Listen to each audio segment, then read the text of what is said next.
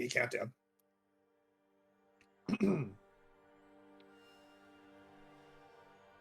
Welcome back, everybody. It has been far too long, and we have missed you oh so much. It is VCS English. My name is Everyday. With me is the lovely Marbanogi and the biggest of brain, Rebel Fox.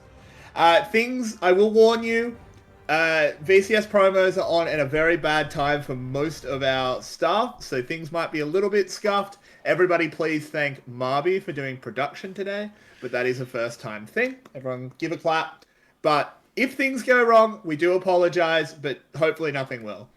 With that out of the way, we have the promotion tournament. We've missed a little bit of it. That's our fault. It's my fault. I apologize.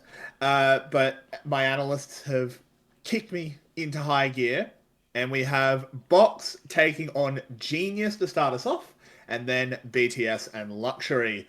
Rebel, I'll let you start. What has been your impression of the promotion tournament so far?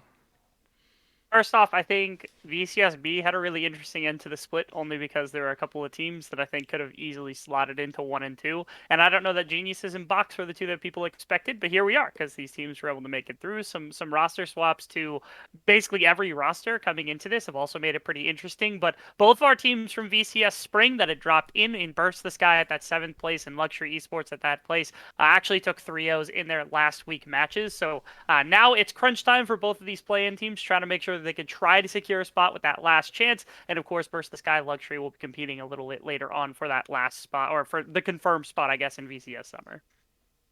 For sure. Marby, do you have a take on the teams that we've been seeing so far? I think we've basically seen that the VCSB teams just aren't quite up to the snuff of playing into the VCSA, and I mean, you can see that from the results somewhat. It was pretty much 3-0. It was 3-0 for both series. It was reasonably one-sided. Box was a little bit closer to BTS than GE was to Luxury. But overall, just not able to come through and take those sort of wins because they're just really good. They're just good players on the VCSA teams that deserve their spots in the main league.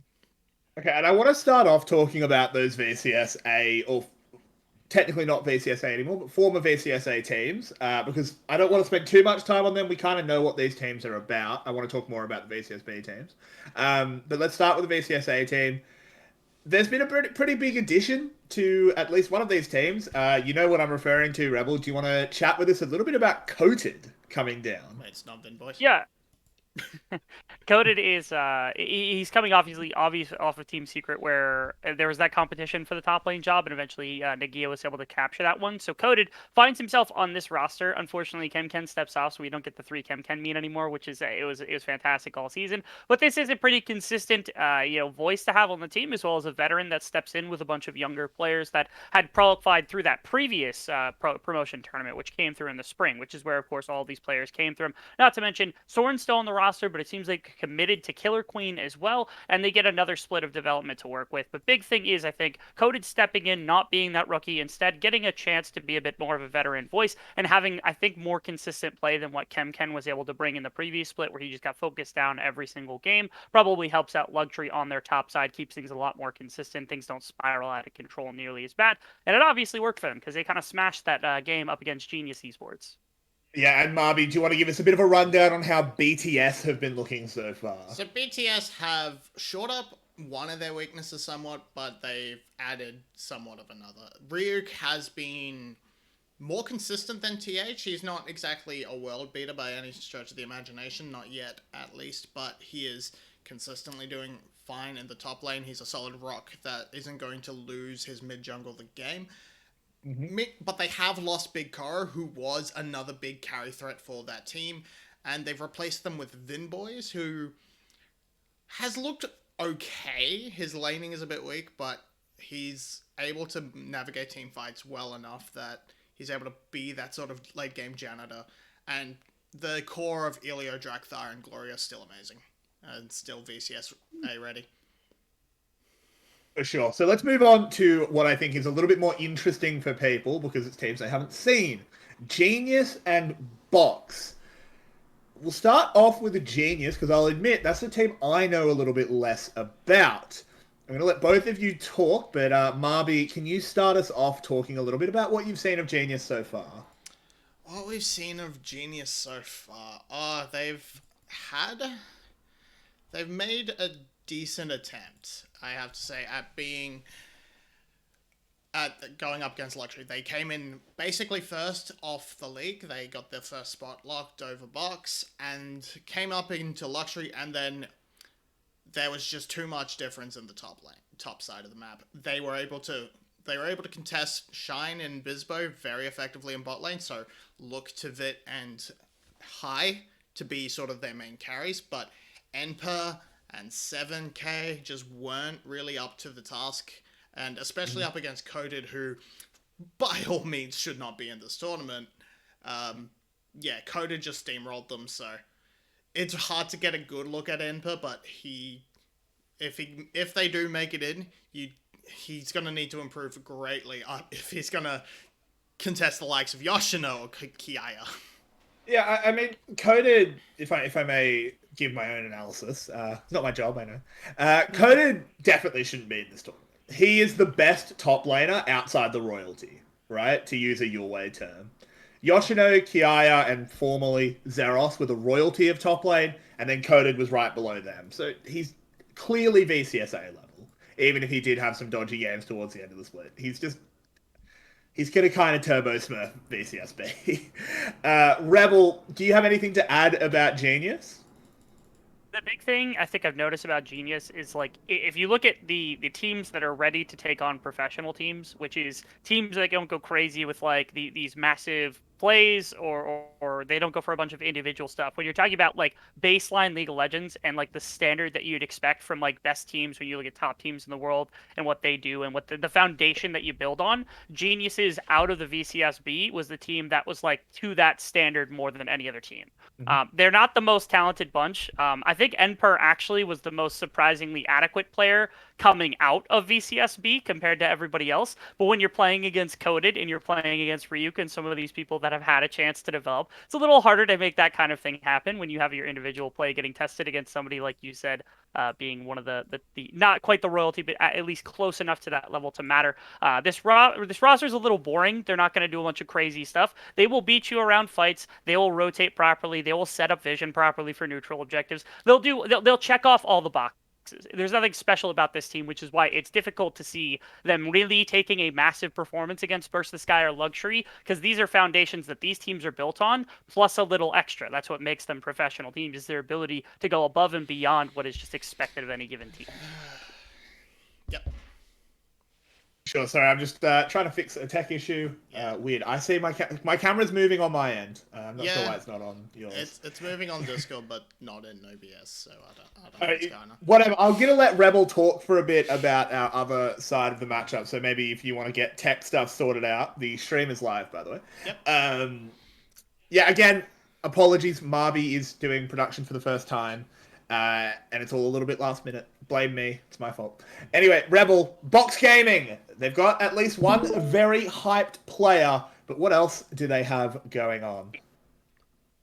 First off, they've got a great name because Box Gaming is unbeatable. Like, I don't know how they were able to get that name, but it's fantastic. They've got a number of players that have at least a little bit of notoriety behind them. One of the big ones is Simon, who stepped in from a different VCSB team exclusively for this play-in tournament. But the one a lot of people actually have their eye on is Spot, who he used to play on GAM, and I'm sure there's a lot of infamousy behind this name for a bunch of people who would recognize it whatsoever. And I think that's important to keep your eyes on as like you walk into this tournament. He's had some really good play. He's competed with the top level junglers with very, very good aplomb. But the question is still those character issues, the problems he's had on rosters in the past, are those actually gone? Is he ever actually going to have a chance? Because the talent's clearly there. We've seen that time and time again. The remainder of Box Gaming, let's talk about some of the younger, the rookies, the people you don't know. Pen in the top lane came in as a substitute because they had Warzone, I believe, out of the mid lane, and they ended up using Pen as a substitute for top lane, and that's where Kid A was playing most of the season. That's where he's a bit more comfortable.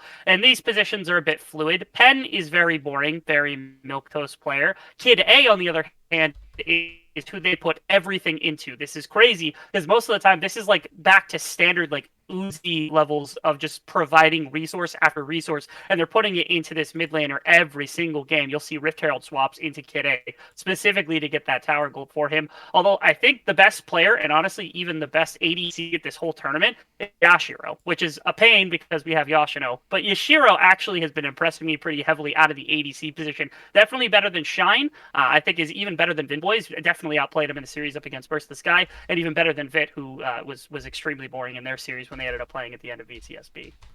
Yeah.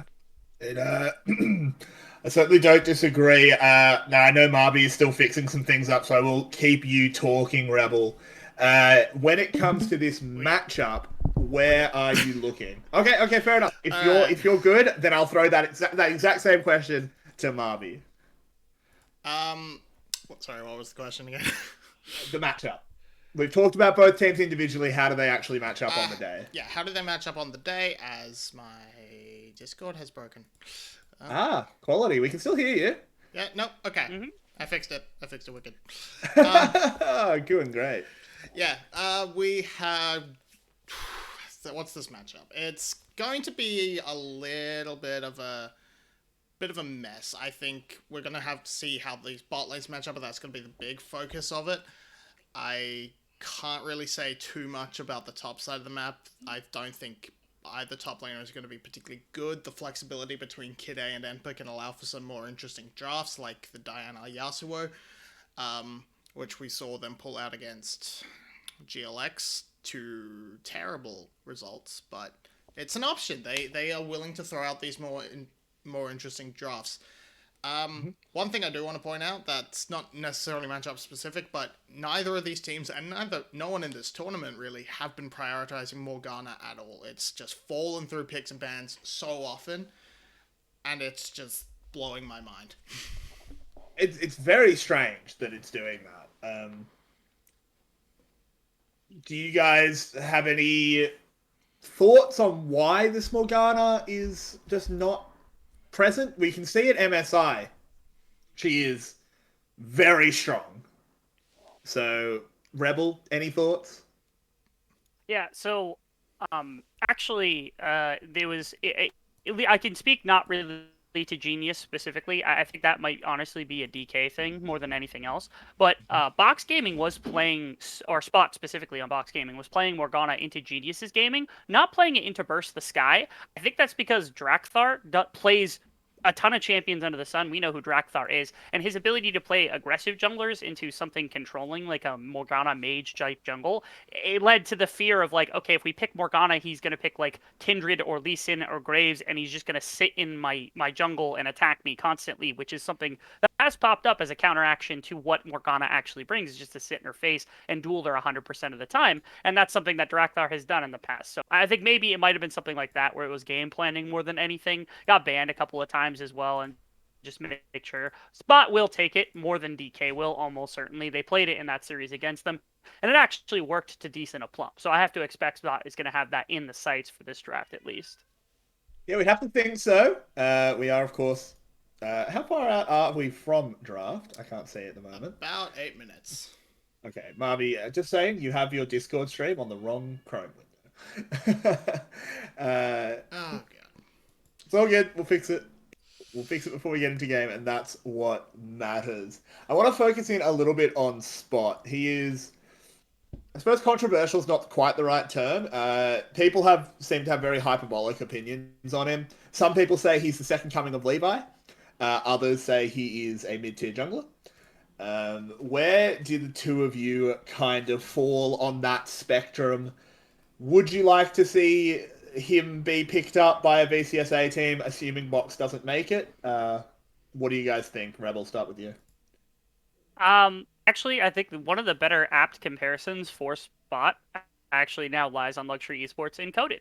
It's not that Spot would ever break into the upper echelon of junglers. You've got some really, really solid junglers at the top of VCS nowadays. But Spot is also not a lower caliber jungler. On a really good team, Spot would not be the problem for his team. He'd be able to play to the level of like a top 2, top 3 team inside of the VCSA pretty much without problem. I think it is more so everything else that comes along with Spot, but the talent's clearly there. I don't think, again, he's not the second coming of Levi. He's not the second coming of just about any top tier jungler that's been around inside of the VCS, but he's definitely competitive enough to be on one of these better teams and give a run of money for some of these top spots within VCS. That's at least where I keep him in terms of talent. Marby, do you have an opinion on it? From what I've seen of the guy, I'm not terribly impressed with him. I don't think he brings anything particularly special to the jungle position that can't be filled up by just about any other rookie. I think the talent pool in Vietnam is pretty stacked, and jungle is the most competitive role in the region. Because everybody wants to be SOFM, everybody wants to be Levi, and that's leads to a huge depth of jungle pool that you can go to, and Spot's just another one. Fair enough. So, we have sort of run over the matchup a little bit. Do you guys have anything more you want to talk about, or should we go for a little break before the draft? Oh, my stream appears to be frozen, so I think a break might be the way to go. Yep, fair enough. We'll be back in about 5 minutes to bring you the draft of our first game between Genius and Box Gaming to decide who will continue in the tournament and who will have their hopes and dreams crushed. Don't go anywhere, guys. We'll see you very soon. And, we'll still be in chat, so chill with us.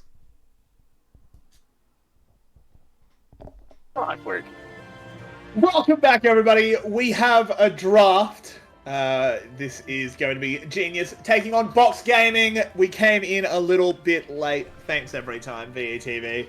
Gragas, Thresh, Lee, Renekton, Varus, and Diana were the bands. First pick, Kaiser, answered by Zaya and Rumble.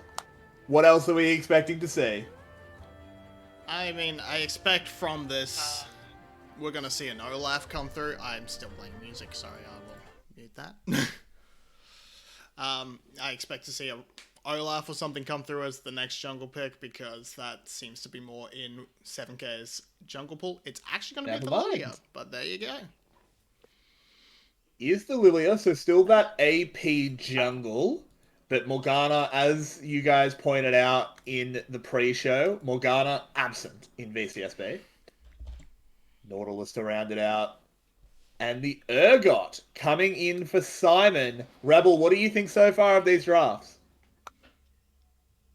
Pretty interested in what we're seeing from Box Gaming, mostly because, again, in their previous season, they had actually run, it was Penn who had actually been playing in the top lane, who took a really backseat role. He played goes Lulu Karma, something along those lines, and just stalled out lanes against Geeko for most of the time, and allowed Kid A to go really aggressive. This time, we're seeing Simon step in and immediately just takes a carry to be able to actually put the foot down on the gas here. I kind of like that. I like the idea. I'm not sure if is that both of us. Okay. Yeah. Rebel, your Robot internet connection. Fox Yeah, a little bit of Robot Fox. Apologies. Oh, my bad. It seems to be okay now. It just seems like it was a little bit. Do you want to just repeat what you were saying? Because yeah, that wasn't really audible. Okay. Penn was toast and he was playing Answers, which was really bad. I like that they put in that he's on Urgot to play some aggression here inside of the series. Fair enough. I think he's still lagging a little bit. I'm not sure what's going on. Probably internet's not coping on someone's end. Yeah, something's going wrong. Anyway, we'll try. Well, hopefully it will fix itself up, because obviously we do want the Rebels' input. Camille, Wukong, Rakan, and Alistair remove the top lane focus from Box, while support focus from Genius. Obviously, Leona, though, left available. A Premier support picked up there for Sora. Looks like an Aatrox answer into this Urgot. What do you think of that, Marby? I'm not entirely sure about it. It does sort of force the Urgot to sort of slow down if he wants to pick up the Executioner's Calling and try and contest that. You can try and sustain through the Urgot's damage, but really, I don't think that's a great answer into the Urgot, though I'm not entirely sure what matchups in the sort of current pro meta Urgot really loses is in lane at least. So I think you're probably better off going for something like for the team fight like this. Aatrox seems fine. Though they could just be taking the set into the top lane as well, as we have seen Keiko flex this Aatrox to mid multiple times already. Yeah, it does seem like that will be the play. Urgot into set, not the best matchup for set, honestly, but definitely not unwinnable. And Lucian will get all the way through to R5, a very powerful solo laner, heading into... Actually, Sure. yeah, into the mid laner for Kid A. Now that we can see all 10 picks, Rebel, what do you think on both of these teams, and who do you favor in this draft? It's really interesting. Like Genius's composition is extremely low range, so there's the fear, of course, that like Leona's going to be able to body you. You got to play in Isaiah, and you have to play into an equalizer from spot. Not to mention, Kid A had better performances on Lucian than what we saw from Blazes the entirety of the split. He's a far better Lucian mid player. Playing into the set, which was like the counter pick that the VCS indented specifically for Lucian. We're seeing a bunch, but I'm actually favoring Box here pretty heavily. I feel like their lanes are strong. They've got a lot better range to work with, and their team fight should be good enough to handle what Geniuses is bringing right now. Marby, do you have anything to add? Do you agree? I'm pretty confident in agreeing that Box has the better setup, as we're seeing casters for a little bit. Okay, that's something I wasn't expecting, but all right. As we just quickly palm us over to us, I think they've definitely got a composition that's much more accurate to the current state of the meta, and that should end up meaning they have stronger picks in each position. They should have a very strong top jungle, mid jungle duo that they can leverage. And then it comes down to the bot lanes, really. So both bot lanes are strong, and Nautilus Kaiser is the premier bot lane for the patch, but I think the top side will just be too much. But we are heading into game, so we will be temporarily saying goodbye to Mr. Fox. Do you want to give us your final prediction as we head onto the Rift? Yeah, I like Box Gaming's draft. I like what they've picked for their lanes, and I think that they're going to win this game off the back of individual skill, especially solo laners. Keep your eyes on the solo laners. I think they're going to do great. Well, we'll talk to you again after the game. It will be me, Everyday, and Marba Nogi, bringing you this first game between Genius and Box. It's an important series for both of these teams. We are onto the Rift. They didn't flex that Aatrox to mid like we thought they might. It was the Lucian counter pick of the set. The 7k moves in, gets a good ward. Yeah, they feel much more comfortable taking this Aatrox towards the top lane, trying to sustain through the Aatrox. I'm loving this global adaptation of using the crab emote around this topside river, just as a shout out to Cloud9, no longer with us.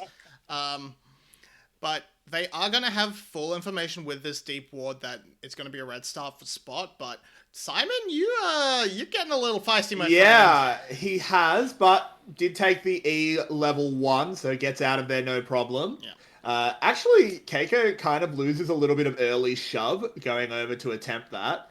A little bit disjointed from Genius, if they wanted to punish Simon or not.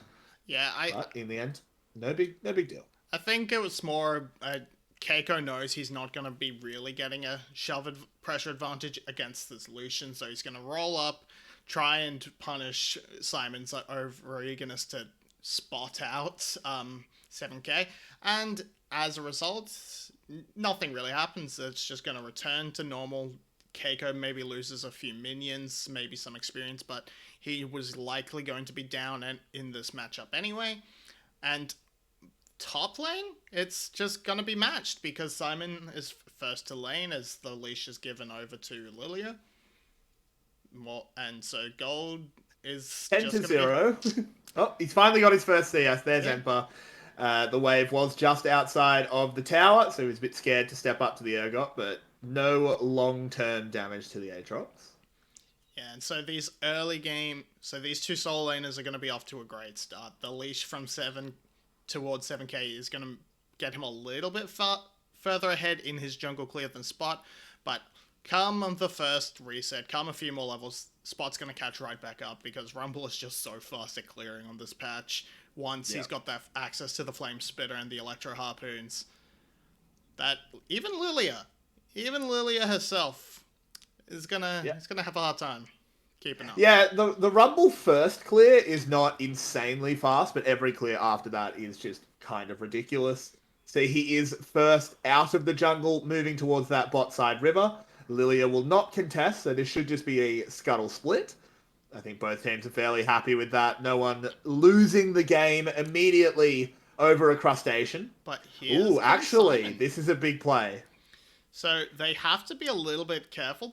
Simon has come down to support. Yeah. So now with Spot here, smite steal. he Not sure. can land the smite. He just smited it. Yeah. Oh no, but he didn't get it. 7K didn't steal that away. It is the double scuttle. Spot got that smite. My mistake. Spot came with the smite, and that meant with the pressure from Simon, able to convert that top lane into a jungle advantage. Now it's just Box winning across the board. It's still very early, of course. Not really a huge impact to be had, but more or less even CS in the spot lane that should be heavily Genius favored, and Box just comfortably sort of scaling into that sort of mid to late game where their composition really comes online. Whereas Genius, they need to find some Genius plays in the early game to set their Kaiser ahead, get their set rolling, and make sure that they can do the damage before the base damages of the set in particular wear off. Now, but Marby, this is of course the VCS, and not only is it the VCS, it's VCS B teams. Are they going to comfortably scale into the mid-late game? I don't think so. It is 5 minutes in and there's no first blood. Honestly, snooze fest. What's going on here? What have you done with my beautiful VCS? I'm sure there will be some fights, some flips, and some aggression soon enough out of one of these teams, or out of both of these teams, but still at the moment it is just chilled out farming. Lucian building up a lead, has already got that first recall for a pickaxe, while the top laners are happy just farming it out. And Enpa actually getting a really good shove-in and good harass under turret up against Simon, so gonna have lane advantage because Simon is gonna have to look to return high on his first roam, not gonna find anything, but it leads me on to saying the supports are so crucial in this game. Both are the majority of the CC on the lineups, and they're hard champions to lock down and get kills in terms of early ganks.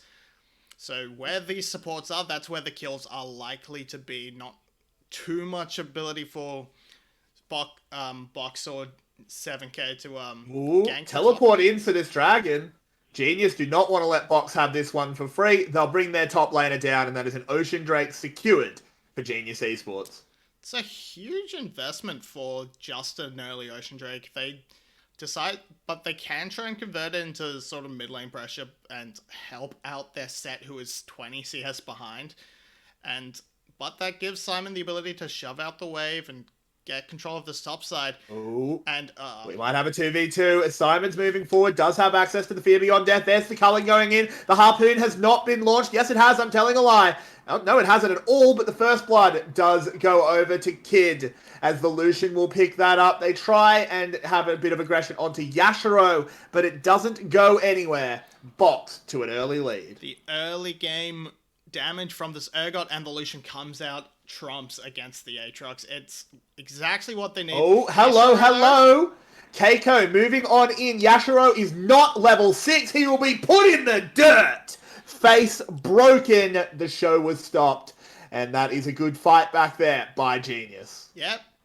G's bot lane making good use of Sora's roam, able to convert. And oh dear, Sora, you might be in some trouble. He is very tanky as that Aftershock Leona. Keiko wants to run forward. The flash, the face break, needs to land the fist, does it well. Yep, G's bot lane. They punish Sora's roam. They collapsed onto Yashiro, blew both the summoners. That means when Keiko comes down, it's an easy pickup. And here we're just gonna start and see this scuffle in the top lane. Where is the Urgot ult? He fires it right here. He misses. Yeah. Okay. Yeah, so it doesn't matter. The Ignite is more than enough to take down the Aatrox, and it is overall a first blood to Box, but it's beautifully answered in the bot lane by the roam from Keiko.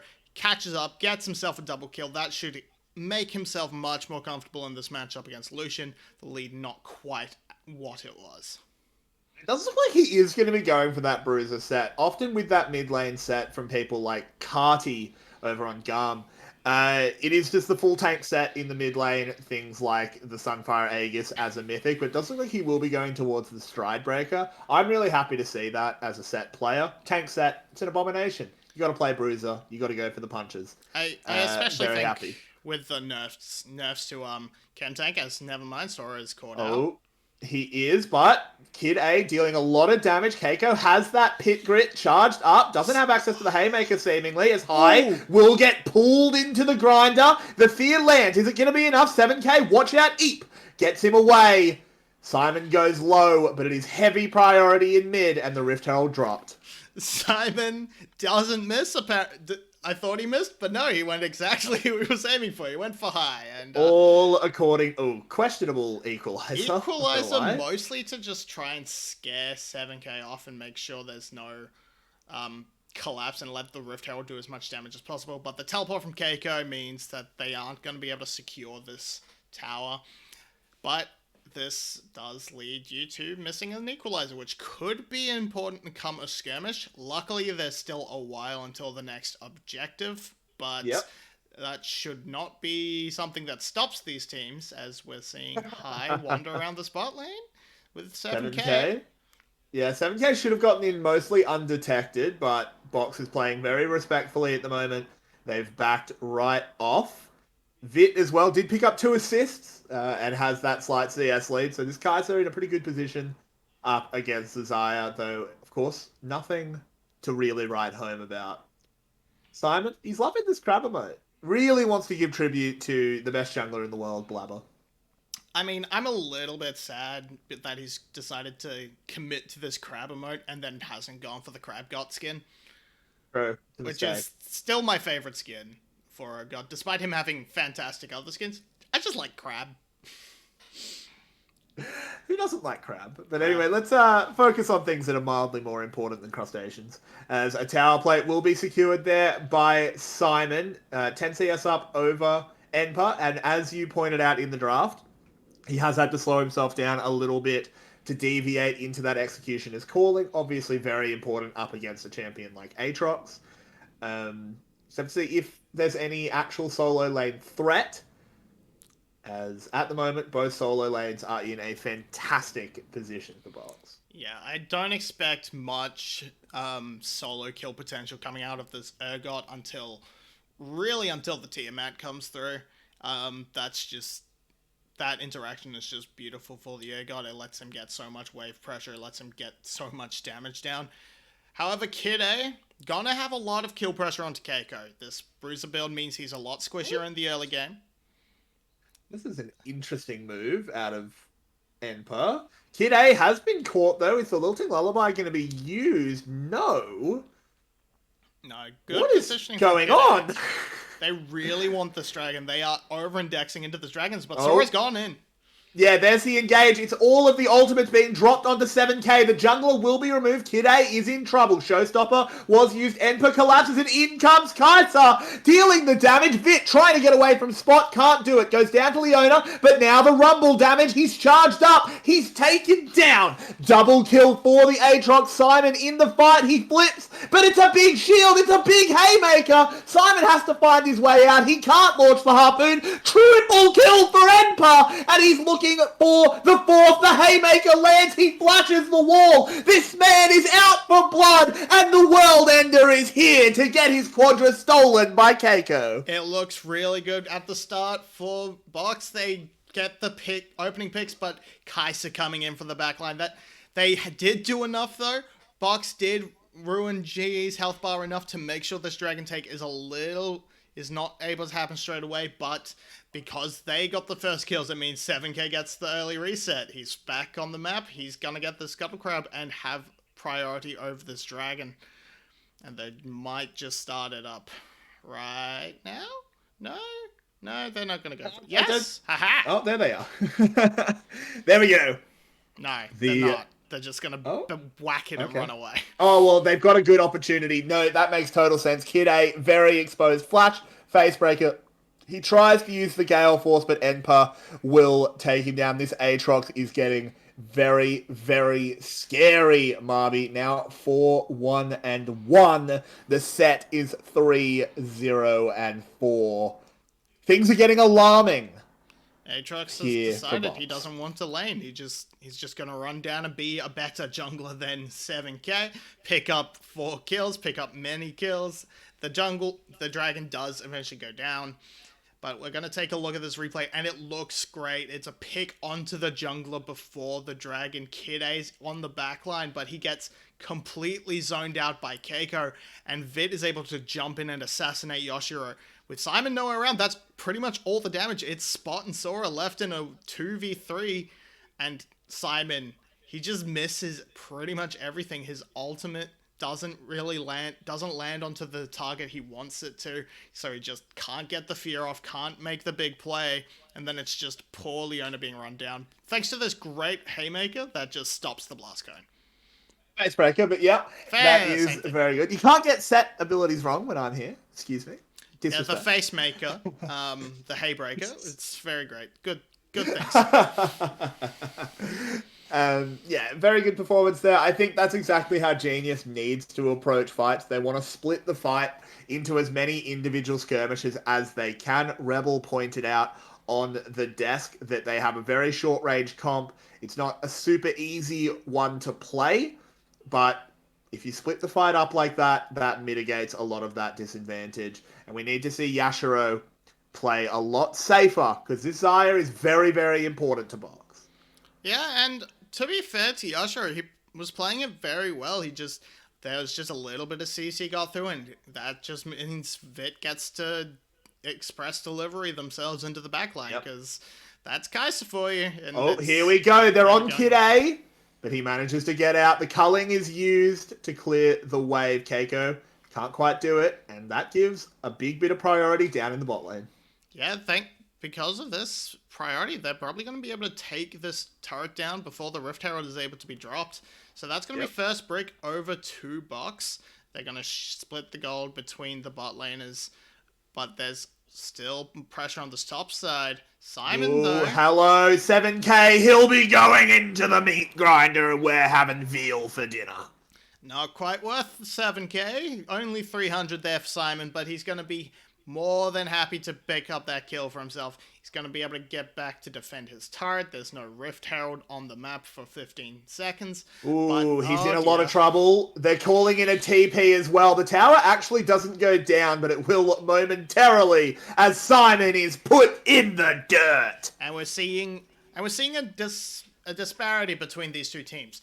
Box seems to have great individuals that are playing, that were able to get massive lane advantages, able to bring themselves to a lead in the 1v1s, but as this team is working together, as Fit has been caught out by Kid A and Spot, but now Kid A may be traded back on. Oh, he's out. Sorry about that, my mic had an issue for a moment, but here it is. The kill onto Sora does come in, as that is a 1-for-1, but definitely in the favour of Box as they take down the ADC. Yep. That's just another pick from Box. Immediately answered by GE. They have been playing as a unit much better as across this game. That's why they've been able to take down Box twice in the previous showings in VCSB leading up to this promotion tournament. It was always GE coming out on top. Box fought hard, but it was GE getting it across the line, and it looks like history may end up repeating itself. Only game 1, but that's a good step closer to increasing your chances of getting into VCSA proper. Sure it is. It is worth saying, though, Spot still in a good position on this Rumble. Slight farm lead and 3 kills, and Keiko's in trouble. He's going to try and use the showstopper to get out, but the big Haymaker shield doesn't matter when you're dragged into the grinder. Enper spreads the wings, but realizes that is not a fight he can win. The Aatrox cannot avenge his friend. Yeah, just finally it's Box able to get the pick without any response from GE. This brings the top lane back into some sort of fighting spirit. They're still a while behind. They still need to complete that second item, whereas Enper, with his 6 kills, he's already got that Black Cleaver finished. He's ready to just cut through the Leona, cut through the Aatrox, cut through this front line, and let Kai'Sa be the carry she needs to be come the late game. Ult just to clear the wave, but Yashira... Oh, Vit going incredibly low. 7k in a lot of trouble as well. Does get the big sleep, but is there any follow-up? No, the hook won't land. They're just going to wait up.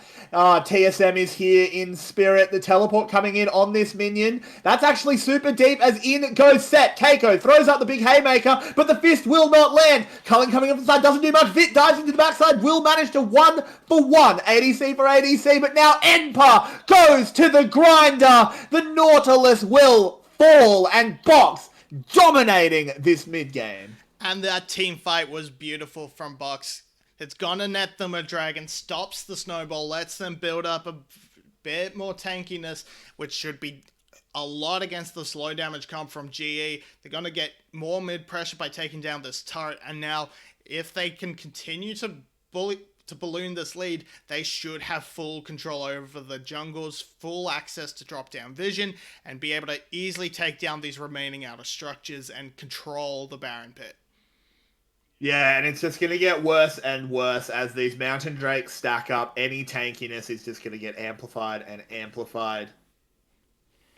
And this is where that range difference that both you and Rebel on the desk pointed out. It is very difficult for Vit to operate in this game. Enper, he's very fed.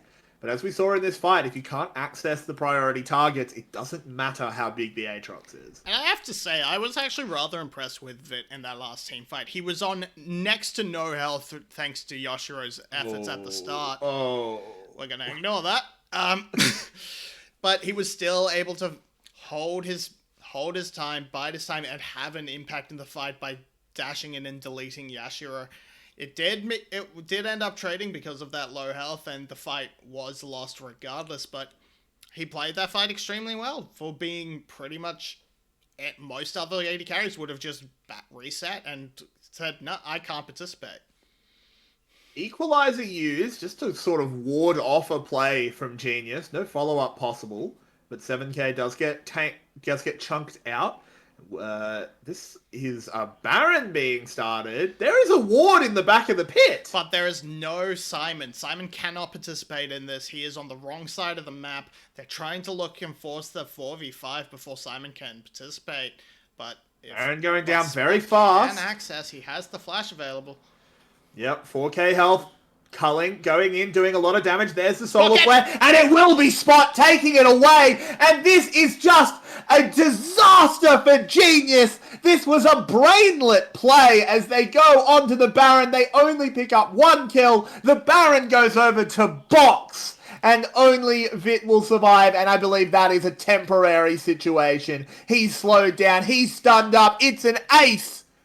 And that was a desperation play gone wrong. It's an ace. They saw the opportunity, but they couldn't commit to the Baron properly. They couldn't keep the pit Spot out of the pit. They couldn't delay. But because they had to wind up committing to the Baron completely, it gave Simon the time to join the team fight. It's going to be easy tower takes for the side of Box. This tower should go down. They took one in the top lane. They can reset and then look to siege this middle lane inhibitor, or just, go through the top lane, pick up a free tower, and then try and siege that inhibitor instead. Yeah, I think they can play this slowly. It is a fairly early Baron, only 22 minutes. I don't think they need to force anything. This is sort of a Baron that fell into their lap. They didn't spend anything to get it. They just sort of said, "Oh, okay, Genius, you're going to start Baron on Vision. Sure, you can do that if you want." And I mean, it's just a poor setup by Genius. No effort made to zone box away. Emper's caught. Oh, Enper is Just very pushing caught. way too far out up against the Baron. Now the rest of his team is going to try and collapse onto the bot lane, but with this bot lane priority, and if they can regain control of mid, that should mean they will have full control over the Dragon Pit by the time their Baron time's out. They may even pick up an inhibitor, but at the very least they can all but guarantee themselves a Dragon. Yeah, the backs are coming in. I don't think the inhib will go down, but as you said, it is basically impossible for Genius to set up a position to get this next Mountain Drake. So it should be 2 for Box. Perfect stuff. Just mitigate any damage that Genius can put out as Simon is caught. But look at the damage coming back in. That's a lovely equalizer to zone them off. The carpet was great. The showstopper, they have managed to section people off with the sleep. Sora going low. Haymaker won't kill him as he's in that stopwatch. He finally goes down to 7k. It's 1 kill for GE, but the health bars are very healthy for Box. And that is just Box getting ahead of themselves, getting cocky. Simon just ate the Nautilus hook and his support ends up dying for his sins. He's just like, go ahead. Hook me in. You can't kill me. He was kind of right. But it's Sora that pays the price on the attempt to re-engage and turn it around. They're going to send Simon to the top lane. He's got his teleport, but this pick does relieve the pressure and give GE the opportunity to try and make their way back onto the map. They choose to go and secure the top side instead of, trying to contest the Baron, maybe look for a steal if nothing else, but I think conceding. I think it does make some sense. I don't think they win a fight around this dragon. Realistically, but if you lose the fight, the game probably ends as well, and in the end, it's just a second dragon for Box. It's not good to give it up if you're Genius, but it's not like it's Soul, It's not the worst thing ever. It's not, but it is impacting their already extremely low damage composition. They cannot... Yeah. If this continues to stack, those single plated steel caps are going to do so much. 7K is not having a good time with the jungle leash. He's really looking forward to the patience changes where you can see the leash range. Yeah, I mean, but this is the second or third time we've seen him resetting camps. This is really not very good here. A bit of nerves, perhaps. It's an important series. I think one thing with the dragon fight, just to dwell on the point for a moment, is that I don't think the dragon is particularly important. Again, it's not good to give up, but it doesn't change the game a huge amount. The big thing is, if you're not fighting, then where are you fighting? Because it doesn't get better for Genius. If this game goes on for another 40 minutes, I mean, it's not getting more likely for Genius to win, right? Yeah. Box's comp outscales. Generally, the idea is you give that dragon to try and secure gold on the other side of the map for yourself, but that's not even what really happened for GE. Sorry, they were able to sort of make their way into the topside jungle, pick up a couple of camps, but overall, it's not much gold onto your carries. You're still really far behind. Looking at the items, you're hurting with that 2-item Kai'Sa compared to the extra BF sword for Yashiro well on his way to the Infinity Edge. And just look at the gap in this jungle. It's 1 item. It's the Leandri's compared to 3 completed items and a Blighted Gem for Rumble. Spot is actually so far ahead and can basically 1v9 these fights. Yeah, this is proving that Rumble can operate in the jungle when you're a good enough player and you can gap the enemy. And it's very hard to find a path to victory for Genius. I think it has to come off some pretty big mistakes out of Box. And they are getting a bit aggressive. Baron has just spawned, so the dance begins. Spot tagged with a swell seed. Yeah, a little bit of poke to start things off. Always helpful, useful if you are GE. However, this fight is going to be really hard for them to work with. As we said, they have low damage. they have to sort of funnel into these choke points up against a Lucian, a Leona, a Rumble, and they just do not have the ability. They're 9k gold down, and look at the damage! Oh, that's just an equalizer, getting high down to almost nothing. Put him in the grinder. Nautilus removed from planet Earth with the orbital strike. That's deadly. That is a pretty easy setup for Baron. They're not actually going to start it up, though. They want to bait Genius in. Yeah, they want to keep baiting, keep looking for picks. They don't feel super comfortable until they get the jungler. That should make them comfortable. Ergot also dealing with Aatrox on the other side. He's kind of wishing he had his ult still, but there's no jungler for GE right now. They're going to easily convert this into a Baron. That should be all but the final nail on the coffin as they can commit to a siege. They just need to play it better this time and not randomly give up your support's life. Yeah, I mean, this is obviously much further into the game. They've added items. Vit is so far forward, loses his flash, will actually escape.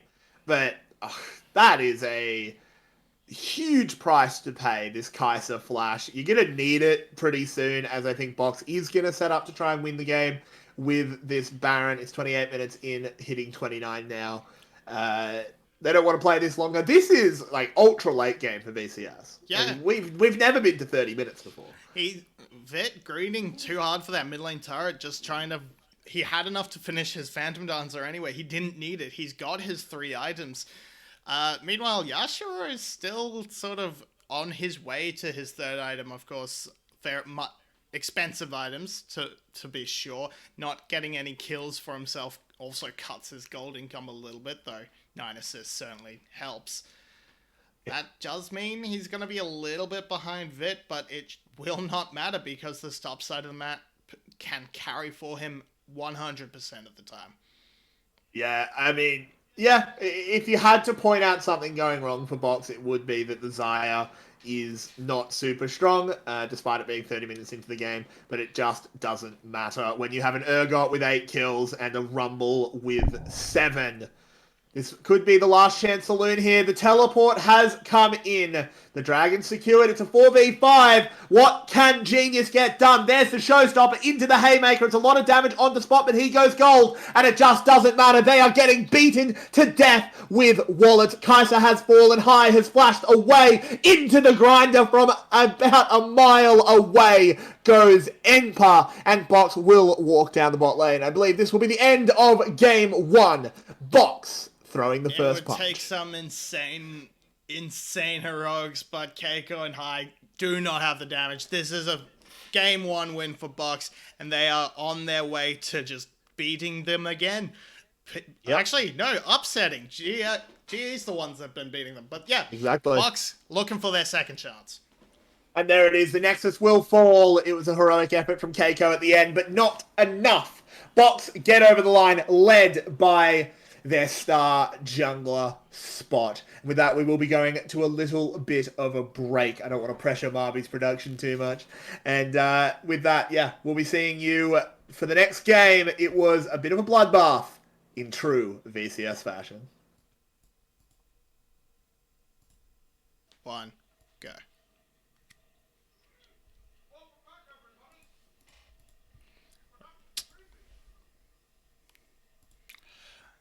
Yes. I said soon. Soon TM.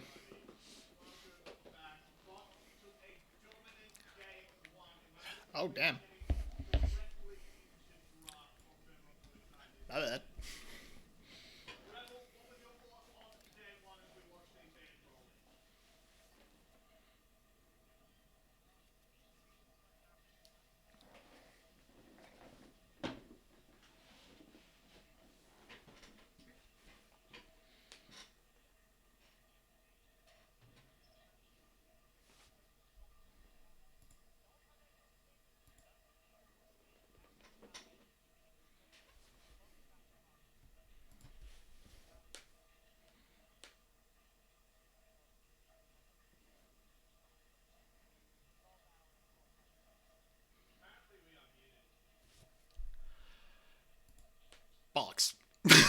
Good job. Awesome stuff. Rebel, do you want to just run that back? Yeah, box fight good. Genius, no like fight against box good players. Especially now that Simon's in the roster. I think Simon's addition has given them a really terrific weapon to add alongside all the people who've already been there. Like, they shut down really heavily the ADC in that game. Did not matter because they had Simon and Spot and Kid A to be able to actually take over the heavy lifting as necessary. That is one of the most cursed things I've ever heard. Simon, it's a fantastic addition to that Simon they can play through.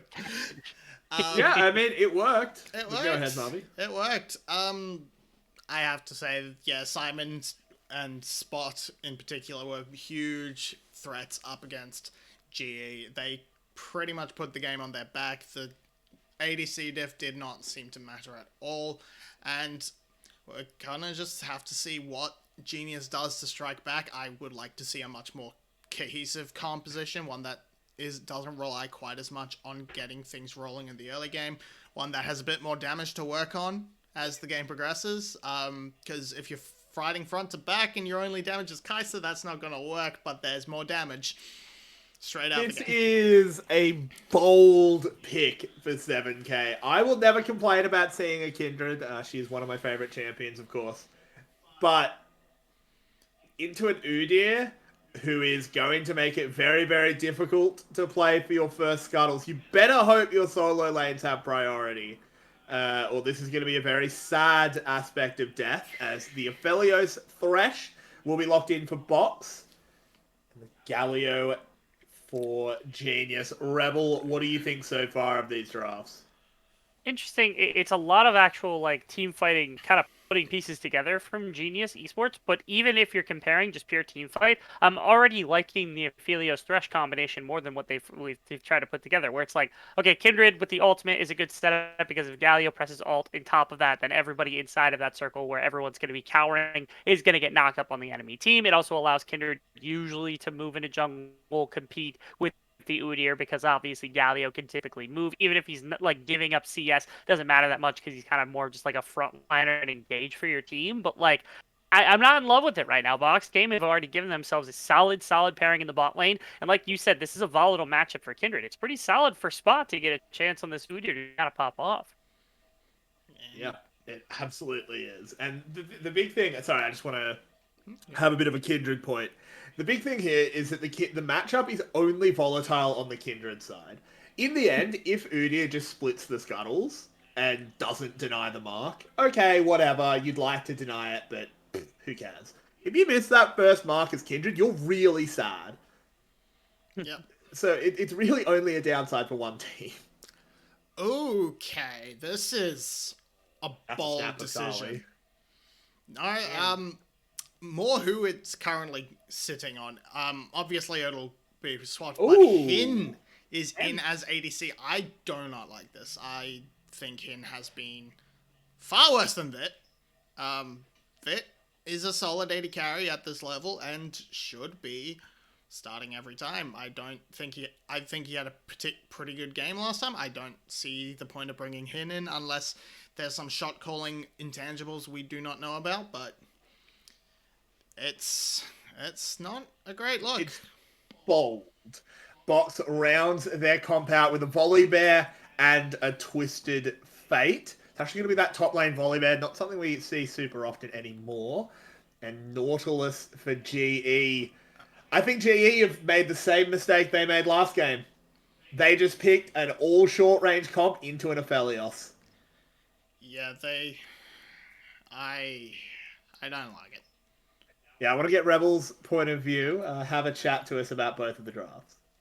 I feel like I'm just supporting Box over and over again, but like, you get aggression in top lane with Volibear. He's drafted for dominance. It is into Akali and has Shroud, which is the most annoying thing in the entire universe. But still, you can dive with it pretty easily. Once that's down, you combine with Udyr. It's super easy to attack the Akali. Like, there's a bunch of good targets to play out from melee range for the most part. And I also like that they've leaned into playing into the map Twist Fate rather than going for something team fighty or crazy like that. Instead, he's just going to be able to ult around the map and make aggressive plays, which is, I feel like, what the strength was in the previous game. And like you said, Aphelios is going to punish the heck out of all these kind of lower range champions that they've set their feet fight up around.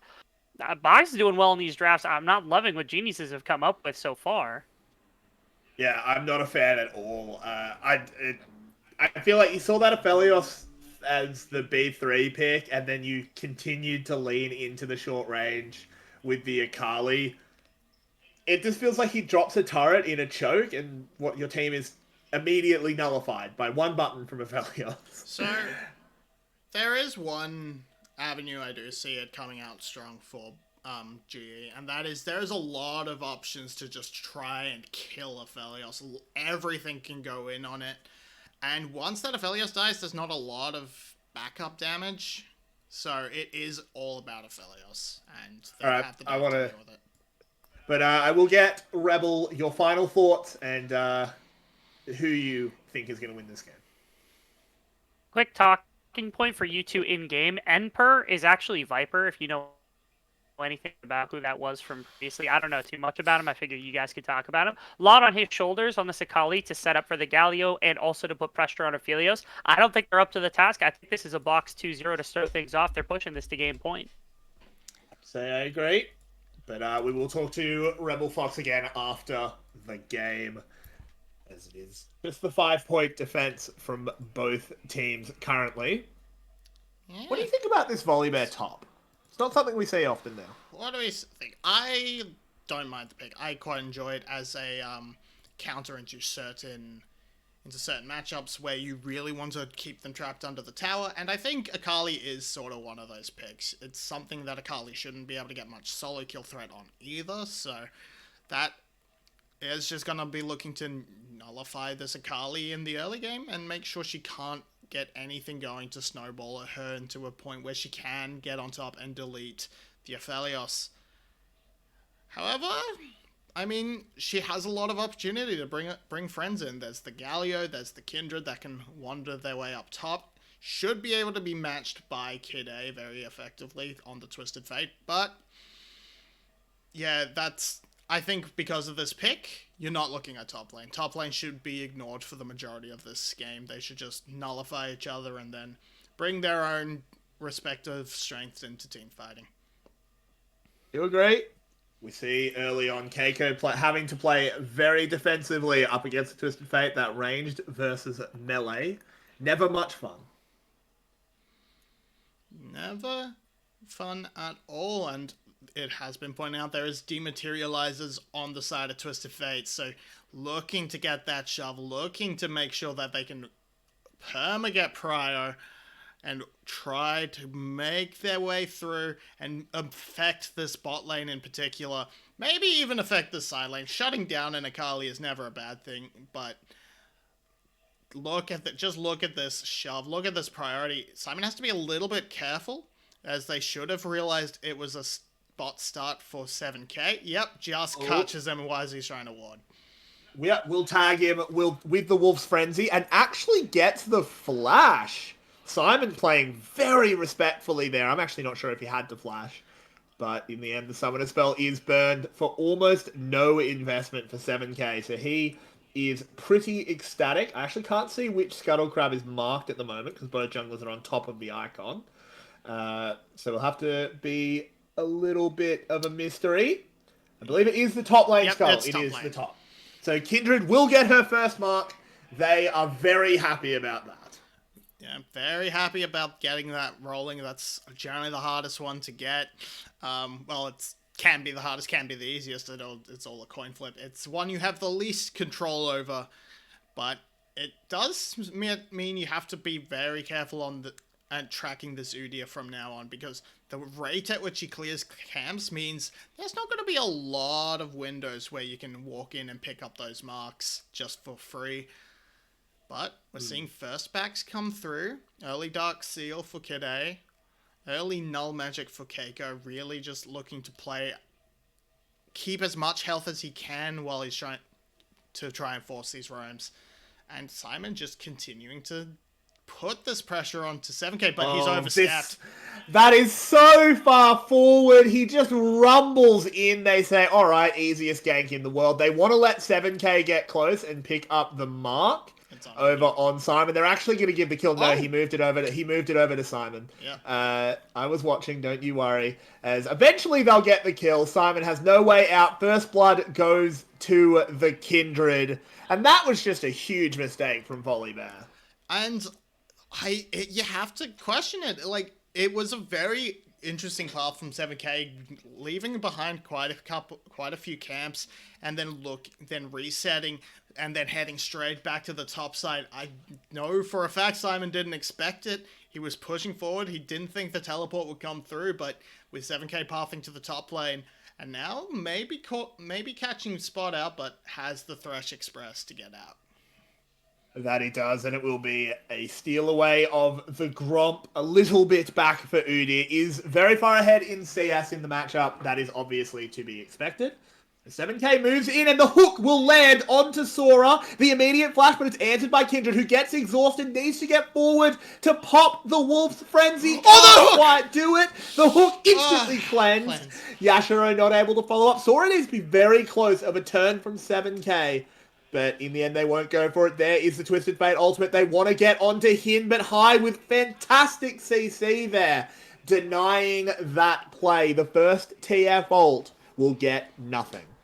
Yeah, really good turnaround from GE, especially Sora able to force a lot of summoner spells out of Hin, Kai, and Sven and 7K.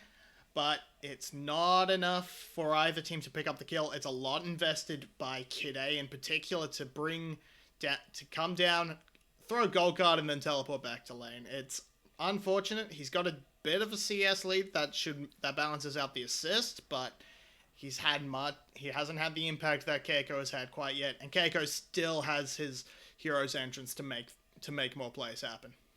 Yeah, and now Kid A will move forward, trying to take some tower plates, but 7K lurking, comes on in. Kid A slowed up by the Wolf's Frenzy, but throws the gold card. The final chomp can't get thrown as Kid A evacuates, but no more tower plates can be claimed. But 7K being hyper aggressive, constantly going to the lanes and just falling further and further behind in terms of CS. Spot has just been on top of these marks, picking them up as they spawn.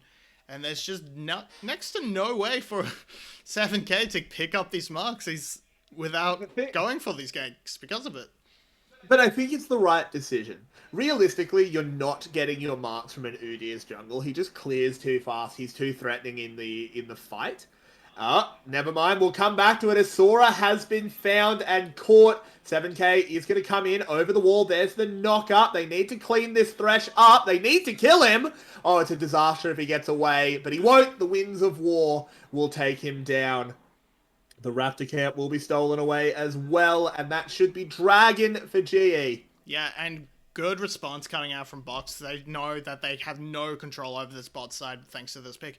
They head straight up to the top side, gonna look to counter jungle a little bit. Probably will jump straight onto the Rift Herald when it's up, as it is now after this red buff. But because they went for this buff, it gives G the opportunity to respond, and they are bringing the bot lane up. Kid A's caught out. And they've caught Kid A. In goes Kaiser, and Hin gets gifted the kill. It is now 3 kills to GE.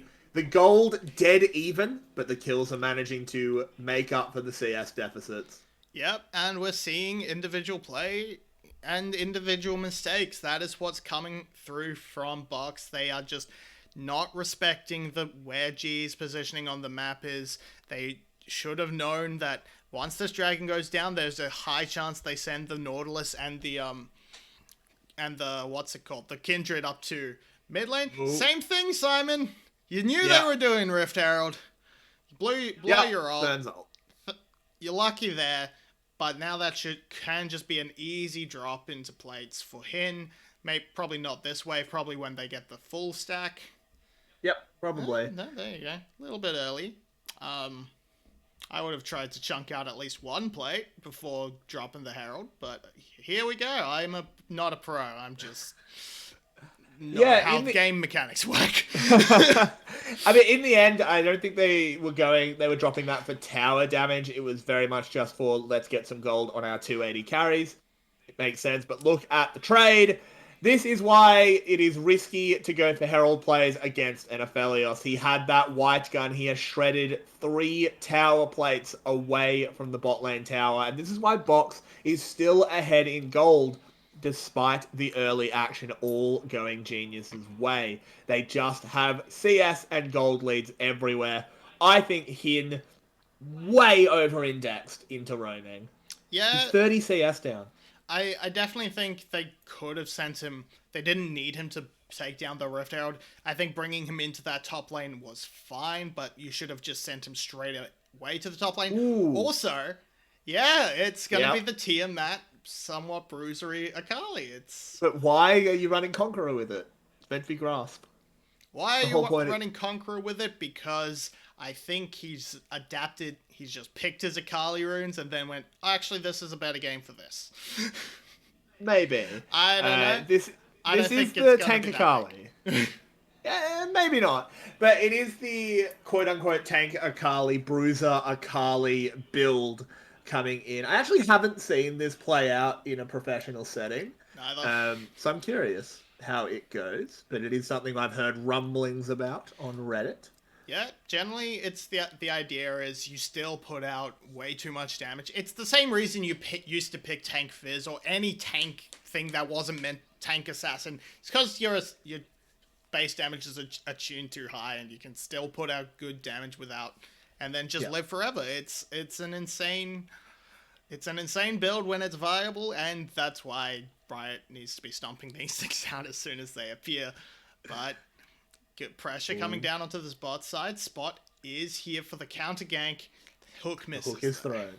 Yeah, if that had hit, it would have been huge, but not quite long enough on the chain from Sora.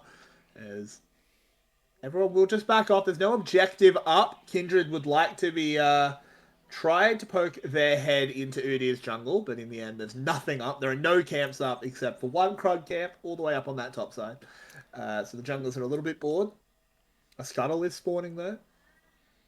And we just to take away. Look at the CS difference in this bot lane. They just, because of those roams, it's just still, it's 30 CS. It's huge. That kill means nothing to him. It means nothing to Yashiro. He's more than on his. He's already on his way to his Kraken Slay or Gale Force. Whereas Could be the Kraken Slayer. Yeah. Whereas Hin's kicking around with his Dirk, he's happy, but he's still noticeably behind in gold spent, gold earned. And this is just this is good for Box. That's their main carry this game. It's all about the Felius. Better call him Benjamin, because it's all about him. Yeah, this Aphelios is very important, as we were outlining in draft. I think Genius is going to struggle to deal with Aphelios in team fights. It's going to be very hard to get on top of him, particularly with the Thresh Express, to reposition him to safety. But for now, it is a bit of downtime. This is a very close game, only 300 or so gold in it, and 1 dragon over to GE. So it looks like it's going to be the Divine Sunderer coming out for Simon, which is standard, but a dragon. There is a dragon. But I do want to touch on this. I think, honestly, it may have been better for him to pick up something like the Frozen Fist and just make sure he has a better ability to peel for Yashiro. Because at the moment, there's really only Thresh that provides super strong peel. Spot, not really able to slap some stuns around, but not the best in terms of peel. Simon has next to nothing. So getting those frozen Frostfire gauntlets, I think, just to give Yashiro that bit extra space to work with, I think is crucial. And I'm hoping to see Spot at the very least pick one up. Yeah, that is something we've seen Udyr sort of doing every now and then during MSI, is moving away from the heavily nerfed Chem Tank over to the Frostfire. I agree. I think building to help Yashiro is very, very solid. But at the same time, I think Divine Sunderer on volley is not bad by any means. We'll have to just see how it works out as that CS lead in the bot lane continues to grow. Fire Spot. Bad dog. Well, hey, at least there is the Everfrost from Twisted Fate, rather than is. going for the Rocket Belt build, so that There is. helps. But I think he's okay. I think it's fine. It'll be fine. Really in the end, it's not gonna be that much of an impact that should be ultimately game changing. It just makes Yashiro's job a little bit easier, and you want to make his job as easy as you can, as he is your main threat. It's not going to be the Twisted Fate, especially if he looks to pick up something like the Rapid Fire Cannon as the game progresses to take out 7K and Hin. But we're seeing Twisted the Fate ultimate. Fate. Down to the bot side, he throws the card. All of the CC, he's actually going on the Nautilus at the moment, and Galio has arrived, which baits the TP. They move forward. They want to take out the Thresh, get that instant kill. There it is. They do it. Now Aphelios is in trouble, but look at all of those slices. And he doesn't manage to get it off. It's a double kill for Hin. He's now on the way out, leaving the Akali to her fate. It's a double kill for the Big Bear. 3 for 4 overall as High goes down right at the start, and that is just it's a small victory for GE, but in the end it's an extra kill traded for this Rift Herald, as 7K was not involved at all. He's going to pick up this Rift Herald, he's going to be able to drop that into this top or mid lane, try and pick up a bit of tower gold for himself, and looking at this path thing, he's just going to pick up First Brick. Oh, not First Brick, sorry, First Brick is gone. But he's going to get himself a tower. That's for sure. He's not even going to need the Herald. Nope. He will just be able to take this one down. Just raw. Kindred, of course, did actually pick up a 4th mark as well. Very important, getting that big range increase on their auto attacks. Lovely stuff. It's Yashiro. Sorry. God, we're going to do that a lot. Does pick up... Picking up a few, but look at this. Despite the CS gap, the ADC gold is now pretty much dead even because of those kills in the bot lane. Yeah, that really big pickup from him, just being able to catapult himself back to that gold parity, and even ahead a little bit. It's not much, but every little bit counts. And we're going to see what happens here. They commit so much, but they can only lock down High. And here, Sora just gets separated from his AD carry and cannot peel for him. Simon can't keep things off him. Kid A can't keep things off him. This Shroud just means there's nobody helping Yashiro, and thus he gets removed. I actually think Yashiro misplayed that really badly. He had the full circle of chakrams built up and actually auto-attacked twice with the other gun. If you auto-attack twice with that many chakrams, people just die. A little bit of a misplay out of Yashiro. Not perfect execution, in my opinion. No, that's Akali. Very funny. What happened here? What happened here? Oh, Hin Hin a little just bit got too caught. far forward. Twisted Fate into Hook into Dead, and That's a big kill. shutdown. That's a huge shutdown. Huge shutdown for Yashiro, and that's where you want your gold. As we keep saying, that's who you want to get fed, and they have control over this dragon. But here's the Hook. I don't know if that was a bold engage, but the heroic entrance will be good on the other side. Simon getting chunked out. He gets over the wall, though. He's okay. Spot tagged up with that Wolf's Frenzy. Doesn't get taken down. And on the other side, it is Perf binding Simon, getting the kill. It's actually a shutdown from the farm. Very well done. Yeah, it's GE that comes out ahead as Mountain Simon Dread, is not Wolf's Frenzy. completely removed from is isolated from the fight. They're not able to finish off these kills. The damage isn't quite there. So it's another dragon. It's going to be soul point for GE, and they are storming ahead. Not in the gold, but in map pressure, in objectives, and they should be able to clean up that gold disparity with a couple more turrets. Yep.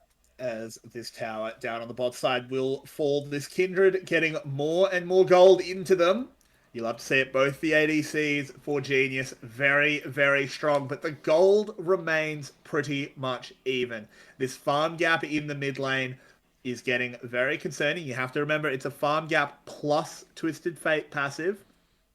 which only amplifies the issue. And of course, Yashiro, with that big shutdown and the 50 CS lead, has already got 2 items to the 1 of him. Yep, Def is coming online slowly. Next fight may be a bit different, but this front line of Box is struggling up against these double Kraken Slayer AD carries. They are melting through Spot and Simon. There's not much that they can do in terms of healing. You saw how Simon was just sort of in the fight and then immediately has to ult away. Which, if you're ulting away, you're playing Volibear wrong. I feel that fight may have been better if he had ulted in at the start and just got out a lot more damage down. They may have been able to pick up high. They may have been able to pick up another kill and trade, but it's just, in the end, he just tries to run away and gets chased down by the Akali. And it's all sort of coming apart for GE. Enper, he's been putting on a decent showing this game. He struggled a little bit in the early laning, fell behind a bit, but once he got that first kill, he's just been running the top lane, running the map pressure, and he's hunting for that Aphelios. Yep, they will get spotted out as the Lantern is thrown into that death brush. Hin has to be careful. And there they go. Enper diving into the backside. Gets so much damage onto Kid A, but now it's being turned around as the Volibear arrives. Bang! Puts the Kindred in the dirt. The Lamb's Respite was not used. This is a disaster for Genius. It has all gone wrong. 2 of them have gone down, and Box are headed to Baron. You pick up the mid jungle. That's your main AoE threat from GE gone, and Box can just turn onto this Baron. They're gonna pick that up for free as the reset comes through from Kai'Sa. That's gonna convert into a couple of towers. That's gonna convert into a decent gold lead, and then hopefully they can convert that into item advantages that they can look to win in that 2-minute mark up for that Cloud Soul. This has absolutely ballooned the gold as we go into the replay. This is, I think, just a huge mistake out of 7K. Just press R at any point. So far back, and he isolates himself from the rest of his team. As an AD carry, that's not really what you want to do. Yeah, that's dreadful. Just flashes, doesn't get the ult off, and then his team has just committed so far in that Galio can't get out. It's just pure disaster from 7K, and he's one of the stronger members on their team. He needs to be playing much safer and trying to dish out damage from that backline. Yeah, I mean, that was just a mechanically awful play, which is not something we actually say about VCS players very often. Even at the VCSB level, they are very talented mechanically, but 7K completely fluffed that. And speaking of which, Heist just hooked a wall. Yeah, it happens. It happens. It came out of nowhere. The wall came out of nowhere, Marmy. Twisted Fate Ultimate was used. I didn't see where he TP'd to. I think it was just to threaten it. He has made his way to the top lane, if nothing else. And now that's maybe a pick onto Keiko. Yeah, I think it's definitely a pick onto Keiko as he's getting melted by Yashiro. This Aphelios is getting more and more fed, and this is getting disastrous. Down on the bottom side, they do manage to pick one up onto Simon, but it doesn't matter while the rest of the team is getting taken down. The revenge of the Lunari is swift, and it is deadly in the hands of Yashiro. And we're seeing Box play on 3 lanes, and they play it pretty well. They were shoving all at roughly the same time, which means when the commit to Simon comes down, that they're able to pick up 2 turrets in response. They even pick up another kill into high due to a beautiful flash out from Sora. And now, with the turrets pushed all the way to the inhibitors, you don't need to worry as much about top lane. You've gotten yourselves about 3k, about 4, 5, actually more closer to 5k gold lead. And that should be really helpful coming up into this dragon. You don't want to give it up. It's not the most impactful soul in the world, but you don't want to give Galio the ability to roam as much. You don't want to give High those dredge lines. Not dredge lines. Look at all of that damage! And this is the Aphelios. They can't answer it. He is just picking them apart.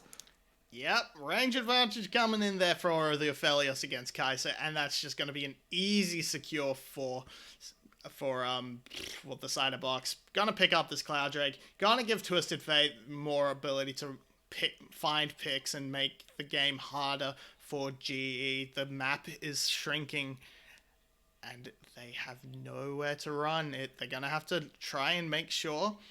They're gonna have to look for Box overstepping. Box doesn't need to play the 3 lanes like they did before. They just need to settle down on 1 or 2.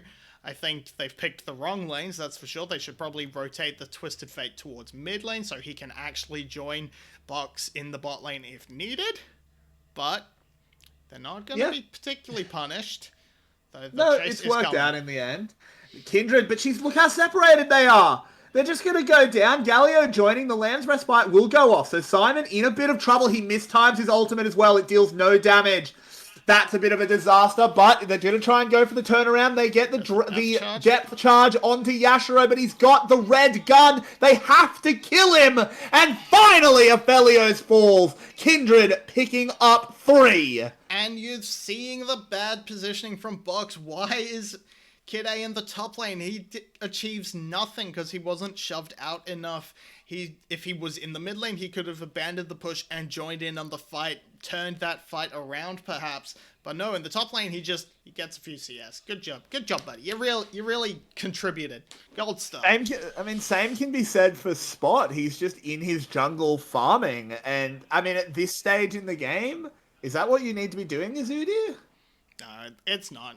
If you're Udyr, you should be trying to at least stick close to your team, farm the camps that are nearest to your main carries. He was sort of trying to cover for Kid A in the top lane because that's where he was sort of clearing camps, keeping an eye so he could respond to that sort of collapse, but that's not where they went. They didn't go there at all. So Spot's just on the wrong side of the map. Kid A's on the wrong side of the map. Can't respond at all, and it's just a shutdown onto the Aphelios. And you could see in that disastrous team fight. Look, we're gonna see it here. It's Simon cuts himself off way too far, but look, from the mid lane, it's Keiko joining, shutting it down. Simon's completely removed, and it's the 5v3. And they put out a valiant effort. They get another 2 kills. They could have probably picked up another one, but if Twisted Fate was there.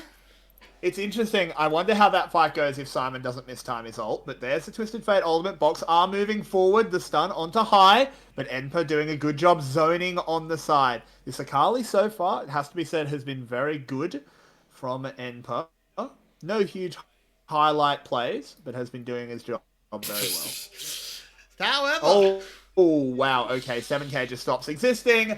My stream freezes for a bit, so I assume it's a double kill. Yep, there it is. Hin in a lot of trouble. They're just going to inside track them, run down the mid lane, and Box, they could end the game here if they interrupt them back. Udyr running to stop. They're going to try to. They don't get any. He doesn't manage to stop any of them, though. Okay, so he doesn't get anything. This will just be an inhibitor, then, I imagine? They may still look for it. I don't think they will be able to. They choose not to.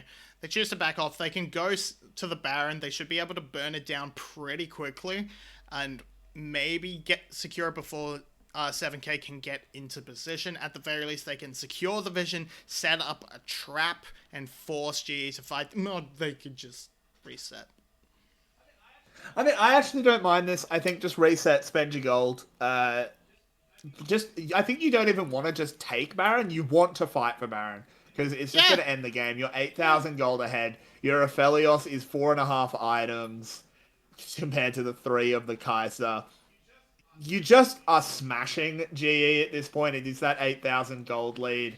7k has been misplaying this Kindred horribly in the 5v5. Yep. I think you just take the fight and win it and win the game. Yeah, they definitely have been... And I think that's exactly the point. They didn't really have too much gold to spend in that back.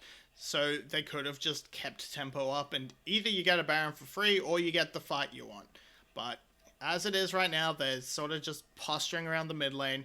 There's a red buff being picked up for Aphelios, and this dragon is going to be the site of conflict rather than the purple worm. But It's actually currently Box hovering towards the top side, not Oh. really. There's the depth charge. Oh, the Infernum is some real 200 years. The Lamb's Respite is used, not quite pulled out of it. Is 7k, trying to deal as much damage as possible, but it's all Aphelios at the moment. They trade one back, but one is not enough. Aphelios gets more. Aphelios gets a quadra, and there it is. It's a pentakill for Yashiro. It's the big man himself. It was all on his back, and he made it happen. They're gonna just run it down. They're gonna have to wait for the wave. Probably. But, so that's going to take a little bit of the wind out. But, oof, it's coming. It's coming. There we are. Eventually, it won't change the result. It is a resounding performance from Box. They were dominant all through the game. Sometimes it looked like GE would fight back, but no. In the end, it is the capable hands of Yashiro picking up the big pentakill and moving Box to match point in this best of 5. Box are coming out with the statement they are not going to be taken down by GE a third time. No one beats Box 3 times in a row, apparently. We will be going to a break. We hope you are enjoying the show here on VCS English. We'll be about 5-10 minutes to bring you the third game of Box versus Genius. See you guys then.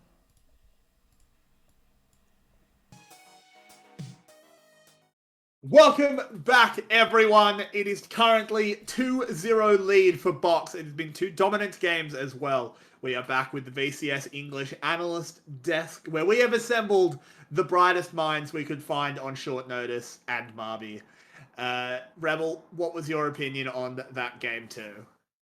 I really love the way that Box has adapted. When we first saw them play against Geniuses a little earlier on inside of VCSB for the championship, and even in their bout for second and third place where they had to go to a 5-game series, they always had this rough time trying to set up a composition and trying to set up their champions in a way that without a gold lead, they can actually find success in the game. And this was perhaps the first opportunity we've seen to actually look at this team be down a good amount of gold and still find a way back in, which was off the back of Yashiro, a very basic way of playing where they're like, okay, Aphelios, carry us in the late game, but they played it really well. My favorite thing about that game actually was the number of times we saw their team fight and putting their footwork at use to generate this front to back situation for Aphelios to just hit whoever's in front of them because no one could soak that damage whatsoever. Unfortunately, I think it was 7K who unfortunately was taking that over and over again as the Kindred just getting popped. But the ideal situation was set up and it was really well done by Box Gaming.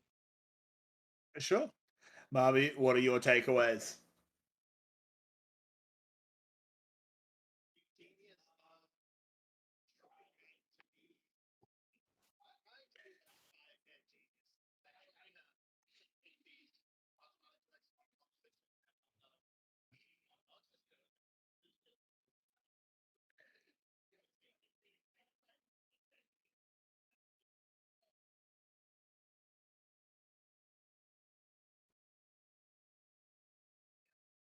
Mm-hmm.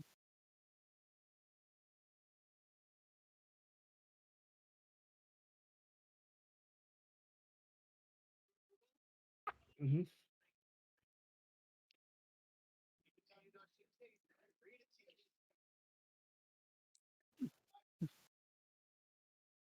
Mm-hmm.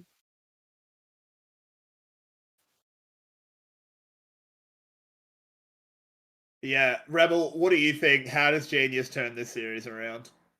It's a genius.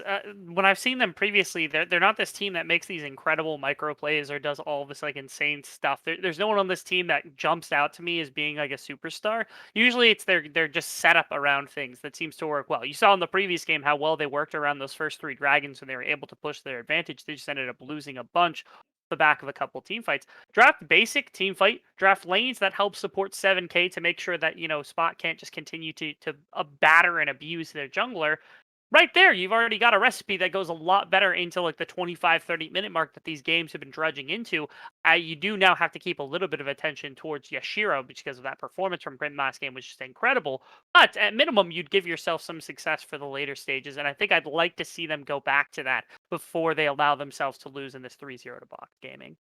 Well, let's head into draft. And while we're watching the first few picks play out, I want to get you both to give me your opinion on How does Box close it out? We talked about how Genius comes back, but how does Box prevent that?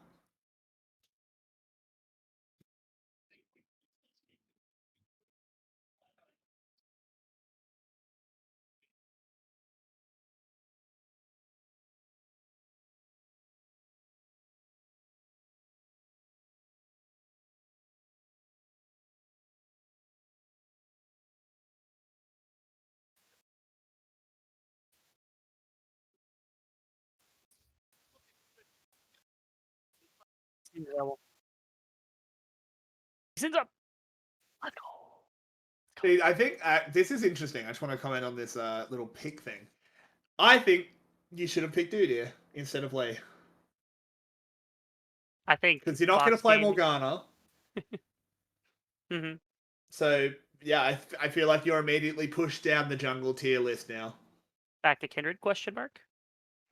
Please no. I hope not.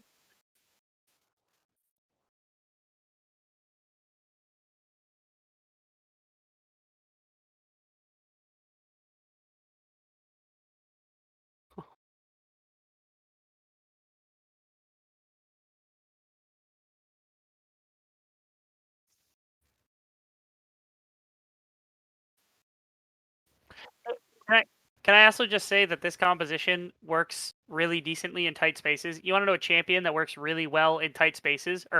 There it is. Not only do you have a decent matchup into either of the melees that's already been picked right now as the Urgot, but also when people are trapped within the confines of that Kindred ultimate, it just allows you to press your W and just walk in a circle as like these drafts are so nutty. The only thing I could think is Lee Sin is super strong. If Enper, who I am assuming is going to end up getting this champion, ends up doing some pretty nice things, you can set up like dives with the likes of the Galio. You can kick people out of fights to try to generate some sort of numbers disadvantage. But I don't know that that's going to be enough to save this composition so far.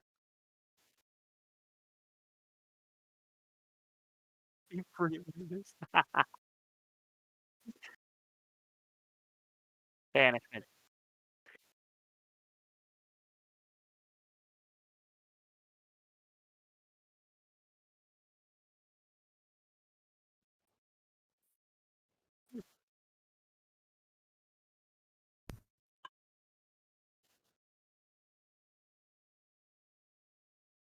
Apparently, you're muted, Marby.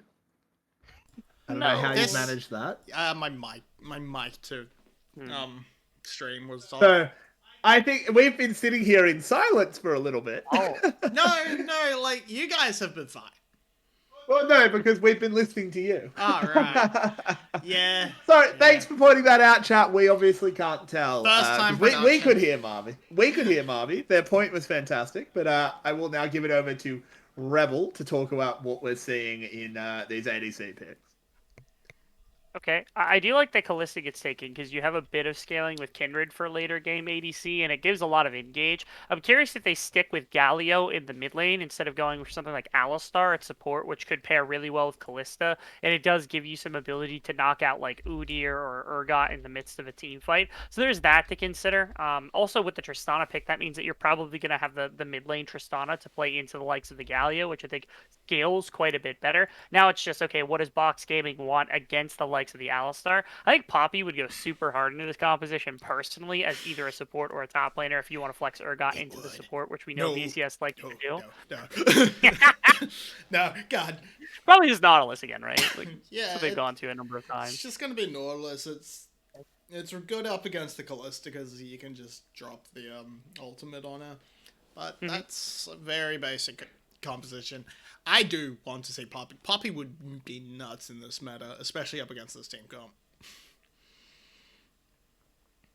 Yeah. This is would have potentially been a good Poppy pick, but in the end, it's not going to happen. We have both compositions. Rebel, what are your thoughts on the Box Gaming draft? There isn't much magic damage, which is my one real complaint, but they've got multiple range champions. They've got really good fighting from close range. They can still stay at range. They don't have great engage, which is another thing. It's mostly just like people who can jump in at any given time. A lot of that's on Sora, who I think personally has been not the greatest of players, but they also have decent counter engage with Nautilus. And again, their ability to fight with all of the damage that they've got, especially with like Urgot being thrown into a double ADC comp, is just filthy. And so it's going to put a bunch of strain on this composition from the side of Geniuses to make sure that they're in a good place, at least earlier on, to make sure that these ADCs can't just stop fights. And Marby, your thoughts on what Genius have put together? Genius have put together a much more... I don't know. I don't really like their composition that much. You've got good Galio delivery with the Fate's Call and the Lee Sin, and again you have ways to sort of change the landscape of a fight thanks to the headbutt and the Lee Sin Dragon Rage Kick, but in the end it's just gonna be sort of a bit of a... I think it's just gonna run into many of the same problems that they have in the previous games. And as we hit the Rift, Rebel, will we be seeing a game 4? I think, despite the fact that Geniuses haven't looked great to this point, I don't like their composition either. I don't think it does well into Box's composition, but it is team fight oriented, and there's a lot of engage into a team with a bunch of squishy champions. I think if they're going to take a game, it is this one, and I actually am going to say that they will win this game off the back that they've designed enough engage to put pressure onto this multiple ADC composition. Good to hear. And with that, we will be saying goodbye. It'll just be me and Marby bringing you the cast here on Summoner's Rift. As we're looking like a bit of deja vu with this start. Yeah, and Enper getting a little bit caught out with a bit of an interesting position from Kid A to start it off. Not something they were expecting.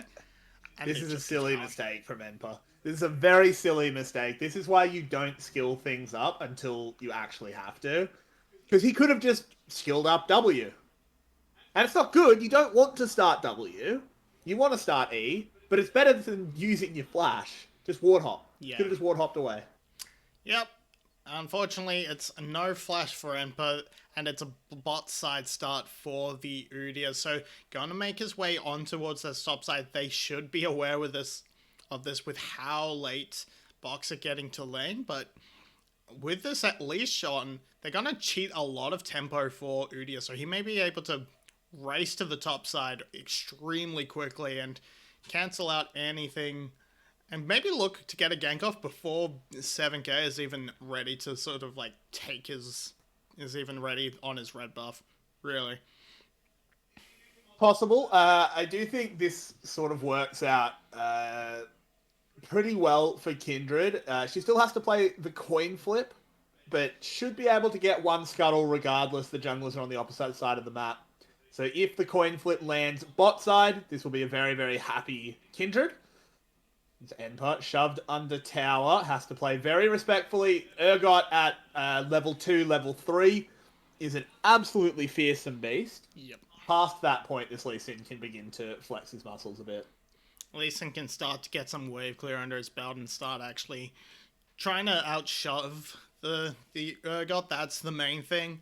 Will have a little bit more shield built into his as he gets a few more levels into that W perhaps, but we're gonna see.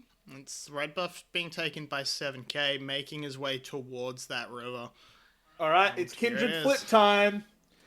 Put in chat, is it going to be top or bottom scuttle? 7K? It's bottom scuttle! 7K? 7k! He's Doing well, but the observers in true VETV fashion completely missed the Udyr sprinting into top lane and getting first blood. There is now a dive on the bottom side. It is a 4v4 at 3.5 minutes. 7k goes down, as does the Alistair. It's 1-for-1 at the moment, but it's about to get worse as the teleport arrives. Double kill for Kalista. Simon, the last man standing here on the Urgot. He is in so much trouble. He goes down. 7 kills at 4 minutes. 7 kills at 4 minutes. It actually looked really good for Box, but they were just able to bring more people down. Spot cannot join. He's on the top side of the map. Enper can teleport because death timers are so short, and we just see here, gets scooped up, has no flash, cannot get away.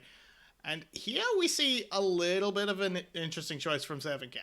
It's not that bad, because in the end it pays off, but they move in onto Yashiro, but Kid A is so fast on the roam that they started off extremely well, but this taunt saves everything. 3-man taunt Enper arrives with a tiny death timer, and then they're able to clean up the rest.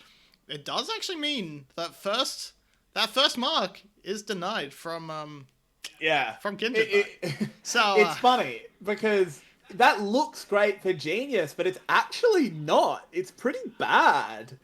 As Kindred is so far behind now. She got an assist out of that. She died pretty quickly. She doesn't get anything. She's behind in farm to the Udyr.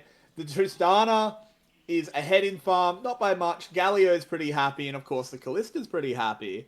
But for everyone else, it's not worked out well, and Box is very slightly, but still even in gold. Yeah, it's really crippled Kindred because it means she's been double scuttled. Her mark was still on the Udyr, and she only got the 1 assist anyway. So it meant she didn't really get anything. She didn't get a mark. She got very little gold overall, and Udyr's happy. He picked up his first blood, and he's picked up 2 scuttles. He's just he's just loving it.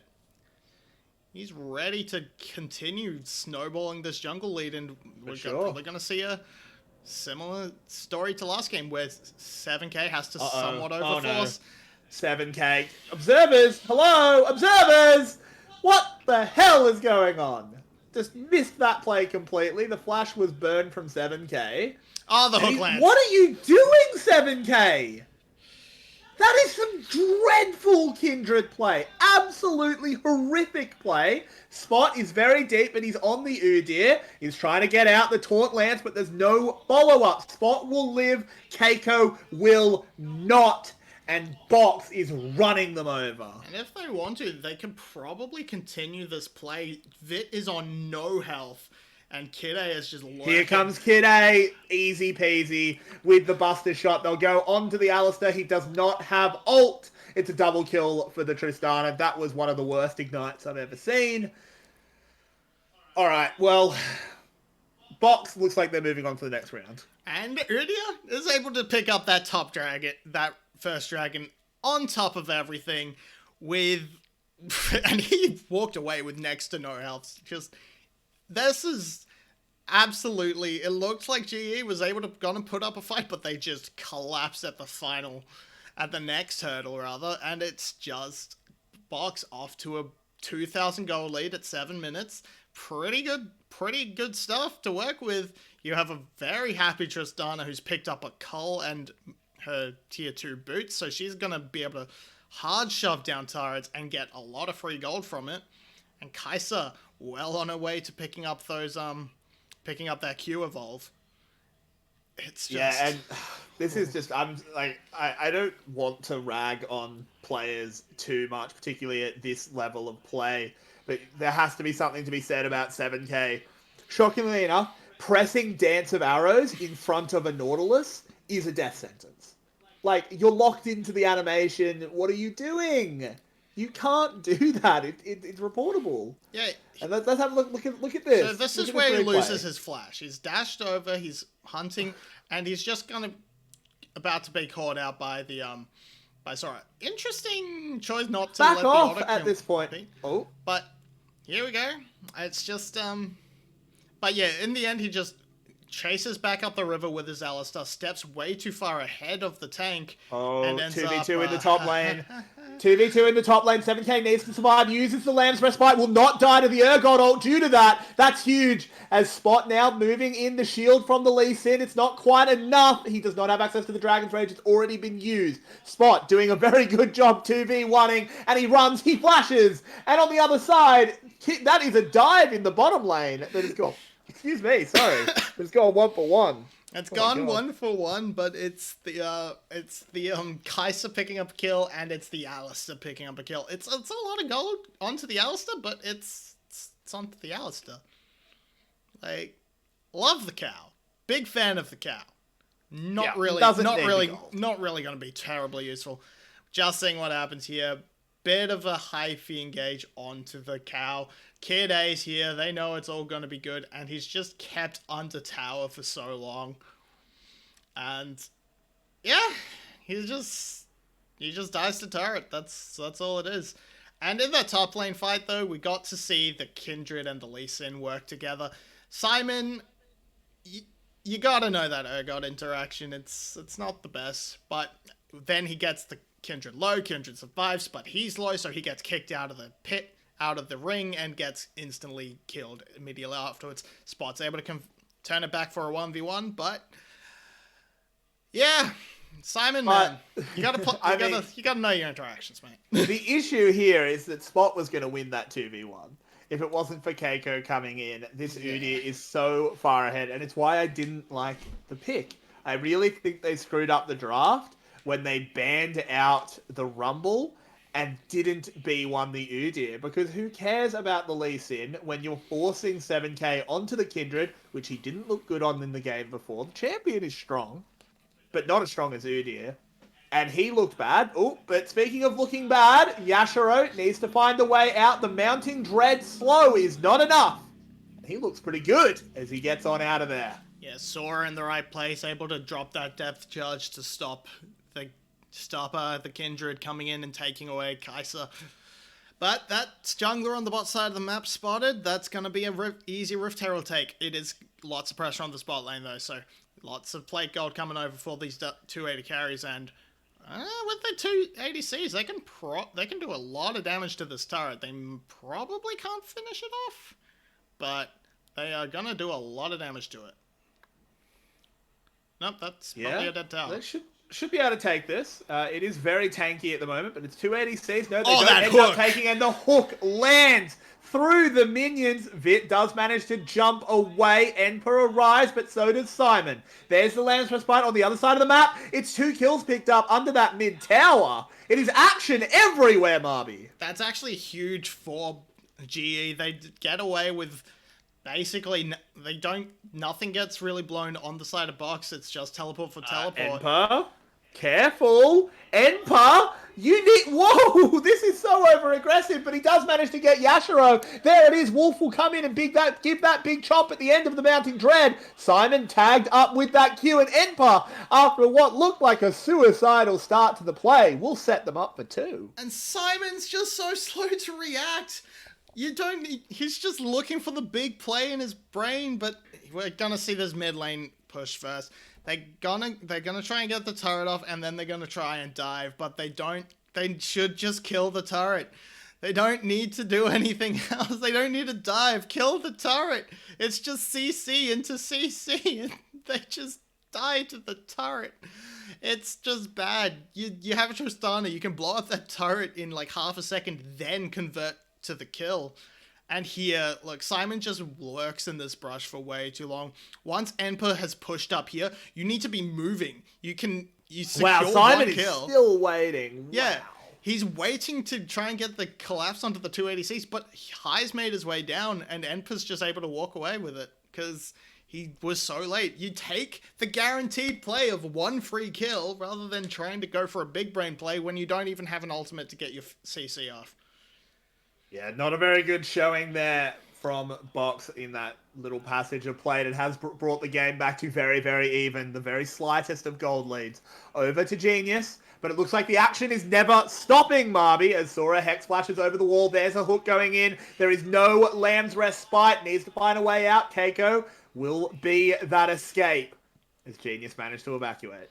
They got the blue buff, though. That's the key thing. They won, and they got the blue buff.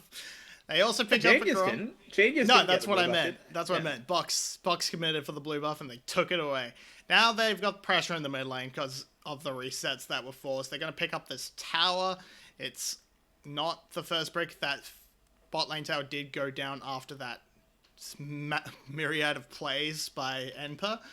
But there's a lot of pressure coming in onto this top turret too. So gonna be a bit of gold back into Box. Back to 1k, about 500 gold ahead. And this is a very close game. We're just waiting for that big team fight to break out. Yeah, for sure. This game is on a nice edge. And of course, GE has to win this. They need to get the reverse sweep to keep their hopes of VCSA alive. The winner of this match does not go straight to VCSA. They still have to win one more series against the loser of BTS and G Media. But the loser is done. Kid A is just farming up on this bottom side. The Tristana, very strong, does have 5 kills.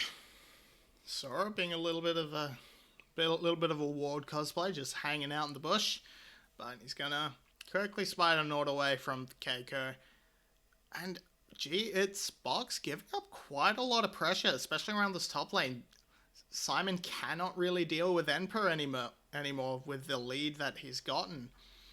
So it's actually coming ahead pretty good for GE. They have a lot of pressure that they can work with. There's no teleports, so if they skirmish, it'll be a 4v4, but there's no real objectives on the map, so it's just going to be pressure back and forth, and Box have control over the spot lane tower. Yeah, they'll get this one very easily. Kid A walking up. We'll take that in about 3 auto attacks, easy peasy. Getting a bit of that standing gold as they do grow back out to that 1,000 gold lead. This game continues to be incredibly close. We're seeing a little bit of a change in itemization coming through for 7K. Decided the Kraken Slayer wasn't working for him. He's gone to the Gale Force, going to play a little bit safer. But it's just, they are being very good at being first to the play. They are roaming around this. They've cross-mapped to the top side. They've picked up a turret. And now they need to just sort of figure out where they're going to go next. It's very easy for Box. Box just wants to go rotate the Tristana into the top lane, get control of the blue side jungle, and then take down another turret. You control the turrets, you control the jungle. You're more than happy from there. But GE, they still have to work on this mid lane turret. And that's a really reasonably hard one to break without the assistance of a Rift Herald or something similar. So that's where they're heading. They're looking to try and contest this Rift Herald spawn. It's coming up in just a few seconds. There it is. Yep, there it is. It is going to be tricky for Box to approach this one. A spot is found. Does have to back away from the Kindred. Emperor very close, of course, could have jumped in to assist. It does look like GE will secure this Rift Herald. It is the second Herald. It's not a huge deal for Box to let this one go. So they are happy enough to just say, all right, whatever, we'll get some farm onto our Urgot in exchange. They can, however, use it to force a response in the next 10 seconds. They can just drop it mid, crack some damage onto this mid lane tower, or they can look to force someone to respond to it in the top lane and control the dragon pit. And the reset's coming through from Box. They're a little late to it. Kid A is on the top side of the map. They are probably looking to concede this dragon. Just try and defend their mid lane, but they are so slow to the play. They're just going to lose mid. They're probably going to lose dragon. Yeah, I feel like they kind of lose everything here. The Herald might even get a second charge. Yep. No. Yep. Oh, she does. Wow. Thought she might have presented the eye. But no, it is the second charge. In the end, it's a tower for a tower, but the Ocean Drake over to Genius. Yeah, and it's these desynced recalls from Box that really threw them off. They had Kid A on the top lane. Yashiro was not on the map when Sora was on the map, who wasn't on the map when Yashiro was, so it just means that there's no pressure. You can't fight 3v5, no matter who the 3 members are, so you're just walking around with low pressure, and GE just walks in as a 5-man unit and takes everything from you. Very true. And now it gets a little bit more complicated for both teams. How do you continue to play out what is a reasonably close game, though Box is growing this lead? It's extremely close. There's about 1,000 gold in CS, but there's also the extra dragon for GE, providing a little bit of extra stats coming into these fights. But you're looking at Baron. Baron is the obvious one. There's a minute. You can look to play the Baron dance. It's not really... I mean, both teams can take it down pretty fast because they both have the double 80 carries and another pretty strong damage threat in the top lane. But we have to sort of see how they set things up. Kid A wandering in alone. He's got a lot of vision to work with, but Yeah. if he gets caught out, he's still going to be caught out. Yeah, he's fine. I mean, he's sitting in the very lit up GE jungle. They haven't been doing a very good job sweeping for these wards. They are control wards, but they still haven't found them.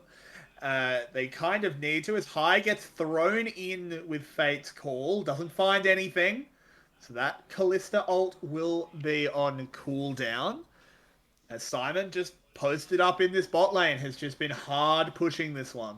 And we're seeing Box really try and play these 3 lanes, and maximize gold, but it just means that you're able to be collapsed on much easier. Like this, they don't end up committing, get anything, and they are able to respond in the top lane with this push on from the Tristana, but it's just.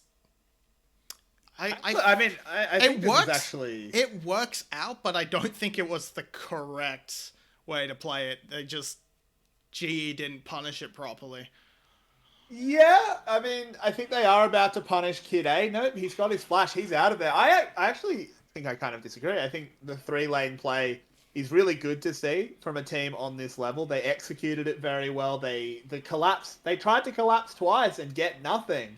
Box just massively won out. Yeah, I think the 2-lane play is better. Would have been the better and, well, safer option for sure. Because if that initial collapse comes up towards Kid A, that's probably just a dead Tristana. You don't really have the pushing power to push in mid or bot lane and get anything. They really just lucked out by the fact they decided to attack Simon instead of Kid A. And that was a mistake on GE's part. Kid A is a much more valuable target than Simon, who's not the strongest split pusher, not the strongest side lane threat. You can just kind of dump Enpa in there and just... he's going to be held at bay. Yeah. So, Yashiro continuing to farm up here, has grown a bit of a CS lead over the Callista. They are on similar itemization. Of course, Kai'Sa has to go that weird Dirk to get the evolve, so things always look a little weird. And I mean, surely at some point you post someone up in the bot lane, because you know Simon's never leaving. Yes, Simon's not leaving until his teleport is going to be forced, and this play around Baron may be what they need to do to force it. They're starting it up. Simon's about to start wailing away on this tower, but where's the Baron health bar? It's actually going down extremely slowly. I expected it to go down a lot faster. I mean, I feel like they don't want to commit to it. It's just a bait. There it is. They catch on to spot. This is going to be a lot of chain CC. The Mounting Dread comes in. The jungler is dead. Simon has to flash. They don't get the perfect timing of the taunt, but with Udyr dead, this opens up the Baron. Box looks like they'll trade it for mid pressure, but the big buff should be going over to GE. Yeah, it's really interesting that they do that, because they have the ability to get decent AoE damage off and probably force GE to back off this Baron. They are going to pick up a mid lane turret. They are going to pick up this dragon as well. So it's not... they managed to make them pay for the Baron, but it's not really going to be worth it if they can set up a good siege and take down these remaining outer turrets, claw their gold lead back. It's still only within 1,000 gold, or thereabouts. So it's just... actually, picking up that other tower too, it was a very pricey Baron. It was, but we'll have to see what they can do with this power play to sort of get back into it, get the gold lead back. I think if they can get the map position in terms of towers into a good state, that is important. The thing to keep in mind is GE has the Galio that doesn't need as much gold as his opposite number, the Trist. So a little bit of a gold lead is not as disastrous as it might normally be. And the siege, or the push begins in the mid lane. You do kind of have to cross-compare though, because the jungler for GE needs a lot more than the jungler for Box, but they're going to pick up this turret. That's a good start for GE as they're going to start up this siege, but they don't really have a great way of getting into it. They can throw in an Alistair, of course, but going under tower might not be the way they want to proceed with this dive. No. They might not want to dive against these 280 carries because there's a lot of CC, there's a lot of damage, and it could go horribly, horribly wrong. But with Simon just constantly roaming to the bot lane and full farm, it's giving windows, giving opportunities. It sure is, and 7K has just picked up another mark, stealing away that red buff. I think he should be on 5 or 6 now. So that Kindred is beginning to get a bit more scary. And the wave pushed in by Enpa up on this top side will be more gold back to GE. They should actually get pretty much even in gold. It's within 100 now. They do overcome that little gap that we did see. Sorry, you can't do that. You're a Nautilus. I know you just played Thresh, but Nautilus is built different. That he is. He is built very different. As another tower falls, it is this dead even game. GE, they've already had a pretty good success from their Baron.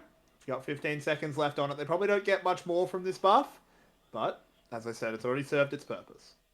And Per running into spot there, but you're seeing how far ahead you're seeing this positioning. Box really cannot progress into their jungle anymore. The map positioning has completely flipped off of that pick onto Another spot, into the Baron, and yeah, Kindred's just racing ahead, picking up more and more power, gonna be backing for probably towards that Phantom Dancer. Yep, got that Zeal under their belt, and a few more marks. So Box really needs to stabilize, stop the bleeding, and come back into the next fight with a fresh mind and just go, we need to pick the fights. We need to be organized on what we're doing. We can't keep playing these side lanes and then having GE make the proactive moves, because all we're doing is AFK pushing. Yeah, and it is 6 marks on the Kindred, just to keep everyone updated. That's not a huge amount, but it's definitely a notable amount to have picked up. One more to get the next tier. Yep.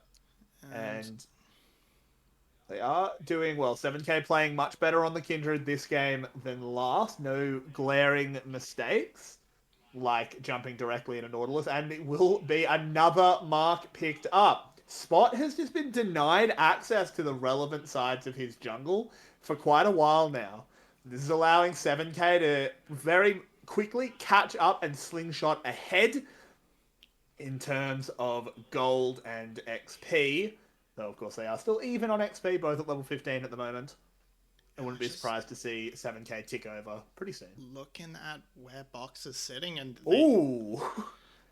they actually try.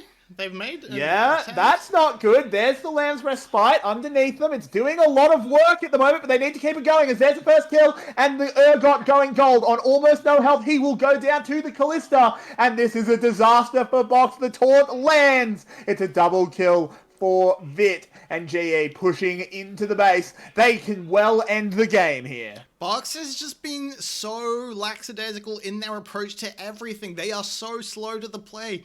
In that fight was basically over by the time Yashiro and Sora arrive. It's just GE working as a unit, making sure that they can stay together and make the plays together, whereas Box they're just doing their own thing. They're not playing as a team. And Yashiro does his best to hold on, but the chances were slim. And that will be GE fighting back in this best of 5. It's now 2-1. The series will continue between Box and Genius Esports. We'll be back in just a few minutes with the VCS English Analyst Desk. Thank you for watching so far. We hope you are enjoying the show. If you are, let us know in chat. It makes us feel good about ourselves. And we'll see you in about 5 minutes.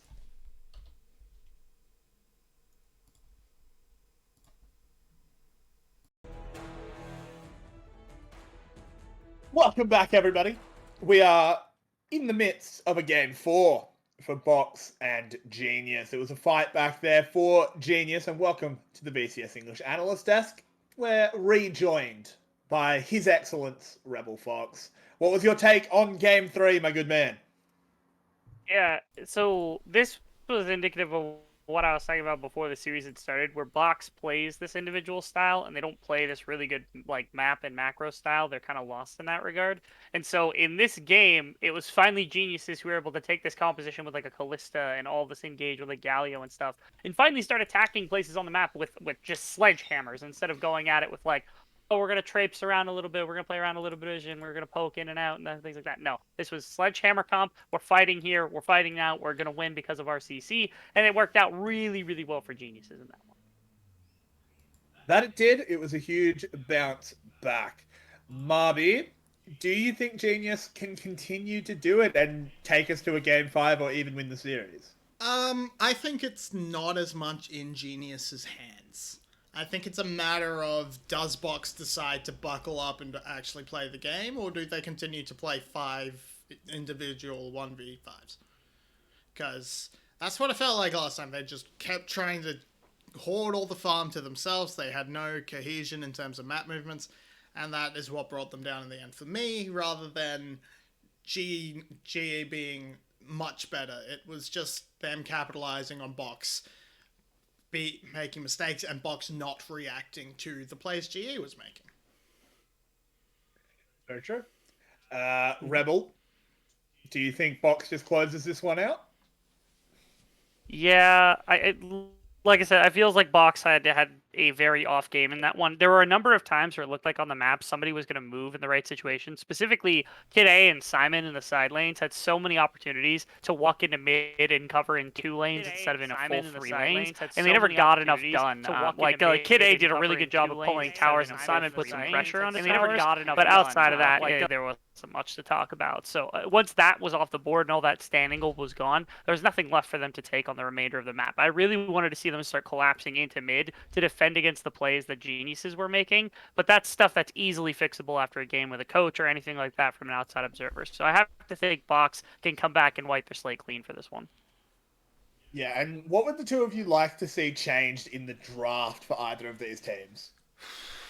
So if I'm Box, I probably look more towards putting Simon on something more like the Volley Bear, something more team fight oriented, something that's less farm heavy, something that requires him to play more with his team rather than letting him get into his own head and go, I'm Urgot, me carry, me need all this farm in the side lane. Whereas if I don't know what I'm doing if I'm GA. I think they more or less they drafted okay. I still think jungle priority could be better than going onto this Kindred, but they made it work this time around, so. It's true. It's true. And what would you like to see for Box, Rebel? Yeah. Any specific champions and the like. Specific champion. A Morgana would be really helpful. It seems like Galio has been the landing place now for Kiko, which has worked out pretty well in the mid lane, especially because like Tristana did well. It was perfectly fine. But in team fights, the Galio ended up being super valuable, and I would love to see just Black Shield somebody, especially because Box has been known really heavily for playing towards one specific player. A lot of their games, we saw that game 1, it was kind of all over the place, but game 2, they put a bunch into the Aphelios. Last game, they were going to put a bunch into the Tristana. With a Black Shield, these fights get a lot easier because Galio can't just like CC you and then ruin your entire day. So it would be nice to see that come back for Box Gaming, but obviously it hasn't been prioritized in the slightest in the course of this series. We are in draft, so we'll have to see how it plays out. Box is over on the blue side this time. The pattern of alternating, shockingly, is pretty easy to predict. As this Gragas ban is interesting. It's been banned every game by GE. They really don't want to go up against it. Leaving things like the Udyr open instead. It's got a... So the Gragas has a strong flex potential, and I guess they really don't want it to be picked because it denies their option of going to the Kindred. But I think you could be doing better, having better options. I imagine Genius will ban the Rumble as well, and just round it out. I hope they don't ban Rumble here. I think if they ban Rumble here, it's really silly. Set up the Rumble Udyr trade. Like just ban out like maybe the Urgot or something like that. Just anything else, or the Tristana maybe. And then if they pick Rumble, you get Udyr. If they pick Udyr, you get Rumble. They ban Yep, Yeah. there you go. They ban Thresh. That's a Yeah, decent I like response. Box Ooh. can now pick whatever they want. They're gonna This go is to the this is Renekton. this is the test for Genius. Can you play solo lane Rumble? If you can play Rumble top or mid, you snap lock Rumble Udyr. I don't think they can. I don't think they can. Yeah, Rumble definitely. It's really difficult to try to come back to what geniuses can do. Renekton's also flexible because Kid A actually is the one who played that a lot when they had Pen on the roster. So like the thought of him and Simon being able to trade that off is actually pretty big. Ooh, Senna Tom Kench goes so hard here. That's a bunch of protection. That's so much ability to fight forward in fights too. That's good into the Kai'Sa. There's so much to love about what just happened. Box Gaming, they're getting some great comfort here on their side. It's not looking super good to start with. Only downside to this sort of setup is now Box can very much have their Udyr taken away from them. And there's Ornn is going to look to be the lock-in for Emperor. Keep it. Though Keiko has played a mid. I think it's very likely the Ornn is probably just going to chase the Renekton rather than be assigned to the top lane. And yeah, there's the option to take away the Udyr is there for Genius. But they're going to ban the Sylas instead. Which is fair. Makes sense. It's a good pick against both Rumble and Ornn. Set taken away as well. Rebel, how would you like to see Box round the comp out? Yeah, that's tough. A jungler is something I'm looking for, and range is something I'm looking for. Because right now, like, you definitely need Senna. Like, the ability to fight forward with Senna is fine. Engage is always nice into Ornn, just as somebody who could be a disruptor. Somebody that could kill Ornn would also be really nice, because, like, Senna doesn't do it so fast that it's really tough.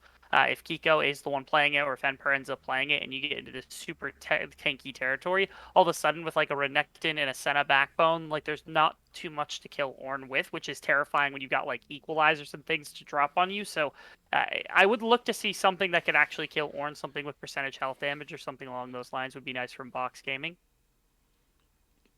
Yeah, that makes sense. And they actually don't ban the Udyr. No, that doesn't make a lot of sense to me. Yeah, similarly, I also... Oh, that's gonna be Rel's Rel. been picked. Okay. I was gonna say, I would expect something along the lines of a Nautilus or a Blitzcrank to maybe come out to round out the spot lane for GE, but it's gonna be the Rel instead. Lots of engaged potential, can try and get onto this Senna, and they are just gonna go all in onto Mr. Yashiro again. They got us Morgana. Morgana exists. Finally! She exists! Crazy. They finally picked her. Spot moving over to what MSI would lead you to believe is one of the strongest junglers in the game. VCSB apparently disagrees. The Zoe for Kid A to round it back. Zoe, I think, is just super flexible, fits every comp, and does fulfill the range that you were talking about, Rebel. You're in a rough place. You need some engage. You know what would actually go really hard here? This is a Froggy special picking Yone into a control mage just to be a backline. Oh, and Kiko's gonna do it. That's shocking beyond belief because Kiko does not play that champion. Yeah, Emperor would make sense. Emperor's played the Yasuo like 100 times. Like, it's ridiculous how much he's played that champion. I'm a little shocked he could just flex onto Yone like this, but it does make sense since Kiko is flexible and Emperor is flexible onto these champions. It's a really cool adaptation to see Genius coming out here with this stylistic difference. You get some dive alongside the Ornn and the Equalizer to throw into this team fight so that you don't just get pummeled by like these Morgana bindings and bubbles and like Senna auto attacks when she gets enough stacks. It's really cool to see. Yeah, I really like this Yone flex. Sets up the Equalizer super well. If you get a big Fate sealed with the Ornn ult and with the red carpet, teamfight just instantly ends. It's just completely over. It is a bit of the Froggy special. Rebel, once again, showing your powers of prognotation. I don't know, whatever that word is. Prognosis. Proctation. Neither of those. But anyway, none of us know. I want to get the both of you's last thoughts. Marby, start us off. What do you think of both of these comps? So Box should be able to outrange and harass GA from quite a while away and have good sort of ability to control areas of the map, but they are low on engage. They are not low in terms of tank killing damage, so the front line could be trouble for them. Whereas GE, yeah, they're going to be at a disadvantage, but if they land the combo, they are going to just delete people. Yep. And Rebel, as we get onto the Rift, you want to give us your last thoughts and who you think will win? I think Box has actually picked a composition that does pretty well when you're playing off tempo, and that's what they do very well. They picked a composition that has a bunch of individual skill to be able to harass their enemy. Yes, their team fight isn't perfect, mostly because you don't have that perfect like engagement or team fight or anything like that. But I still think that Box has given themselves exactly what they need to take this game a 3-1 for them, probably in this series. We'll have to see how it goes, as it will once again be goodbye to Rebel Fox. Truly regrettable, as we are getting into action. Enpa is in this mid lane. Yep. Is playing flexible. Makes sense. That's what we expected. Yeah, it was pretty much expected. They flex Enpa down there quite a bit for things like the Yasuo, as mentioned before, by Rebel, and this is just going to be how they're looking to do it. They're looking to play this Yone, get him sort of try and unlock him against this Zoe, get him around, get him to team up with the Rumble, and just lay waste to the people on the side of Box. And most likely somewhere along this, probably the top lane, because it's a much easier place to gank. If you team up with Keiko as well, that's just so much CC, whereas Box is a little bit harder up against, with the Tahm Kench and Senna being just a little bit of a pain to deal with. Quite an annoying duo to kill. You can say that again, as High does remount in their face, doesn't get any flips, as it is just going to be the early shove for Kai'Sa, being equalized quite well by the Kench. And of course, on the top side, I mean, it's Renekton versus Ornn. This only goes one way. Yeah, it's just going to be a little bit miserable for the Ornn until, there's a few more levels in W, a few more items under those belt where you can sort of withstand the harass from Simon without the threat of being killed instantly. But till then, he's going to hug his tower and try not to lose too many creeps. Yep. I mean, and that's the way it goes. That's just the matchup. He'll catch most of that CS under the tower. Does mean that there is a strong side of the map for Spot, but I think it was quite smart. 7K actually started on the top side, so there wasn't going to be any disadvantageous scuttle scuffles in this early game. And Rumble just a little bit behind the clear compared to the Morgana, as to be expected, but Morgana not really going to have a lot to do with her extra time. She's going to pick up this Scuttle Crab and be able to reset and maybe look for some sort of cheeky play towards the mid lane. Maybe you go top. If you time it right with the Bellows Breath, you can actually catch Keiko, but if he just holds that properly, he can just, dodge it out, make himself unstoppable for it, and he just gets to avoid any real damage, any real gank attempt. But Rumble making his way into the bot side, no, just gonna mirror what Spot has done, ward onto the Krogs and into a reset. Yeah, jugglers very literally mirrored there. Just getting in, poking their head in, see if they get any information, then taking their reset happily and starting their farm. Again, no action early on here in this game 4. See if anything does get sped up, as Yone is not having a great time against Zoe in this mid lane. No, it's really been rough for him. He's not getting his CS under turret, which is a huge problem, because that's a champion that needs a couple of items to really get going. Both him and Well, and the Kai'Sa are going to need a little bit of time to hit that mid-game rush where they become super powerful. And as time goes on, as the game progresses, you're sort of unsure really who to favor. GE, of course, has an easier composition to work with. It's just a wombo combo comp, drop all your ultimates on the same person, and that person dies. But Senna's just always scary. Also, Tahm Kench against that comp. You have to play it very, very well. Otherwise, like, if you drop everything on Senna, that sounds great until Tahm Kench presses W and all of your ults are gone. And you also dodge all the CC with the Black Shield. Yeah. There's It's a lot rough. of protection for Senna, and once again, it's going to be up to Yashiro really to be the big superstar on the side of box. Simon is dirty farming. Did pick up one tower plate before moving behind the tower. As Keiko is in trouble, the Predators use the teleports are being called in. This is going to be a massive play as Ornn has gone down, but Simon, he's in trouble as there's a Yone on top of him. Can Enper actually find the damage? He can't! Disaster strikes! He is dead! And it's 2 kills unanswered for Box. Spot with the super clutch Black Shield to deny the knock-up in tower range from the Yone, and it's just 2 quick kills over to the side of Box. Mid jungle more than happy, 2 teleports expended, and it's just gonna be a repeat. Keiko not having his Bellows Breath available, so he can't dodge the initial branch of CC. Enper not able to finish off the damage before getting Insane bubble from Kid A as getting well. ripped back. Yeah, really good timing on the bubble. And from there, it's just a dead boy. Yone gets to die twice. That he does. See how many more times he dies. Yep. Yone Shadows died twice. And, Pi having to flash away.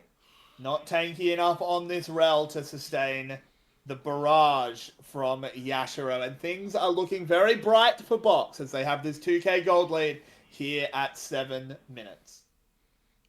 Yeah, really strong pickup. Only a 10 CS deficit in the bot lane as well, and that's really good farming from the side of Box's bot lane. But it gets this mid jungle lead, these kills that have come through. That's where it's all sitting, and it's just more jungle control and pressure for the side of Box. Simon's playing really far back. He knows he's in okay, trouble, there's the equalizer. There it is. That's the wombo combo from 2 screens away. The artillery was called. Just press R until it works. That's the comp, and it worked. It took 3 hours. 3 hours for 1 croc. That's what they were after. Now that's a dead end par. That's just disrespectful pathing. That's just silly out of Enper. You can't walk down river there. Yeah. They know where you are. You can't walk down river. Definitely not with your without your Rumble backing you up, but Rumble just takes a grump and resets and doesn't give any assistance over. Yashiro and Sora with a really quick reset into take of the Rift Herald. That's actually very, very good, I think, because it gives Sora an opportunity to pick up farm without being contested on it by the bot lane. That lets him build up a bit more tankiness. It's a Mountain Drake, that's fine. If anything, it's really good because they're taking it away from the side of Box so they don't get those extra resistances against your Wombo. But it's just going to be a lot of gold funneled over into the center and dragging her closer and closer towards this late game. Yeah, and she's going to get gold from these tower plates as well. Scaling with those souls and some extra items. It is split amongst 3, but still, it's better than nothing. And it's not traded for any plates on the bottom side by Genius as they are getting run circles around in this. Oh, Keiko. That was sus. Ooh. But this is not a good early game for Genius. yeah, not going great for them. And now, because that turret just popped instantly, they can just rotate Yashiro and Sora back to the 2v2 in the bot lane as if nothing ever happened. And it's great. They're having a good time. The ADCs are on item parity. And, I mean, there's a little bit of difference, but they're still on 2 major components each. And, one of them is a support, realistically. So look at this difference in the bot lane in terms of gold. It's a little bit disingenuous, but... Okay, Keiko. Keiko pulling a bit of a Simon there with that Ornalt redirection. Yeah... that was not great. Learning from the best, you play the best to learn from them. That's how it goes. And it's a pickup, an assist over to Yashiro. More gold for the center. And 7K gonna steal some plates away, get himself a little bit further ahead, but all the priority, all the power is still on the side of box. It's 1-for-1. And the equalizer's down. It is a short cooldown. It is already nearly halfway back up. But still, it does give so much pressure over to box for a short period of time at least. Yeah, and that's another tower play to Yashiro. He is picking up quite a lot on this center. So much gold, and it's just almost catching up to Vit somewhat in some ways. So it's it's really quite concerning. Half this, it's technically, most of this gold lead is technically on the supports, but, I mean, it's going to be a really tanky Tahm Kench and a pretty healthy center compared to a, moderately tanky Rel. Yeah, the thing, of course, is gold doesn't tell the full story with center. No. Those souls are pretty busted. 8 gold is just way too much. For those souls. But it's a lot. But it's not just the bot lane. It's not just the bot lane at all. Look at the mid lane CS difference. It's getting up to 40 CS. It's up 10 CS in the top lane with an extra kill to his name. And yeah, I mean, there's a small jungle lead for 7K, but Spot's been very active on the map and has found himself a kill and 2 assists, so he is not hurting in the gold department comparatively either. So it's just gold leads or gold parity across the board at a bare minimum, and GE, they are falling apart this game. Box is working much better sort of in tandem, and it's giving them really strong control over the map. Oh yeah, big time. Box is in full control of the game at the moment, and that is not what Genius want. Genius need to be the ones calling the shots, calling down the wombos. It's very hard to do that when you're on the back foot, and when there is a center with 47 souls already scaling on up. Yeah, and gonna be very close to 50. Of course, that's not a really big breakpoint, but that's a day. But here we go. Today. Oh, mistimed the center ult, and that is going to be a shutdown going over to the Rumble as 7K continues to accelerate. That could really be a big turning point, because it's going to pick up a few kills. It's going to be priority over this dragon, and Spot's going to be able to just go ham. All right. Okay. That's a little interesting with an entire minion wave there just denying your ability to land a Q. So, no, alright, fair enough. And this has... Oh, never mind, just keep going. But the teleport's coming in. High is in a lot of trouble. That Tahm Kench stacking up the passive, and Zoe arrived. Yep, top lane. There it is. 7K getting another one. But it's on the wrong side of the map for Dragon. And these wins for Box are actually stemming out from Kid A being caught in the mid lane. That the plan for Simon was to hard shove Keiko into tower, and then that sets you up to get first rotation onto Dragon. But ends up, Rumble is able to catch him in the overextension, gets a kill. Does mean Spot and with Kid A teleporting into the bot lane to pick up a kill that they get the Dragon anyway, but it's still kind of getting to be a scary Rumble. He's 4-0. He's got all the kills on his team, whereas it's a much more even distribution for Box. It's an interesting game at the moment for sure, as Genius do stop the back from the Tahm Kench, but they're not going to get any engage. Simon is here in plenty of time to cover. And here is the replay of that top lane play. Just hatch an award, and because of that, Keiko is 100% ready for the attempt to kill. 7K's in the right spot, and it's just an easy pickup. Vision is good. Vision wins you skirmishes, and Simon, my friend, equalizer. Donzo. Yeah, he is super dead. He had to walk along the red carpet for a long time. And now 7K doing his best spot impression, honestly, in this game. As he's now 5-0 on this Rumble. Has every kill of his team.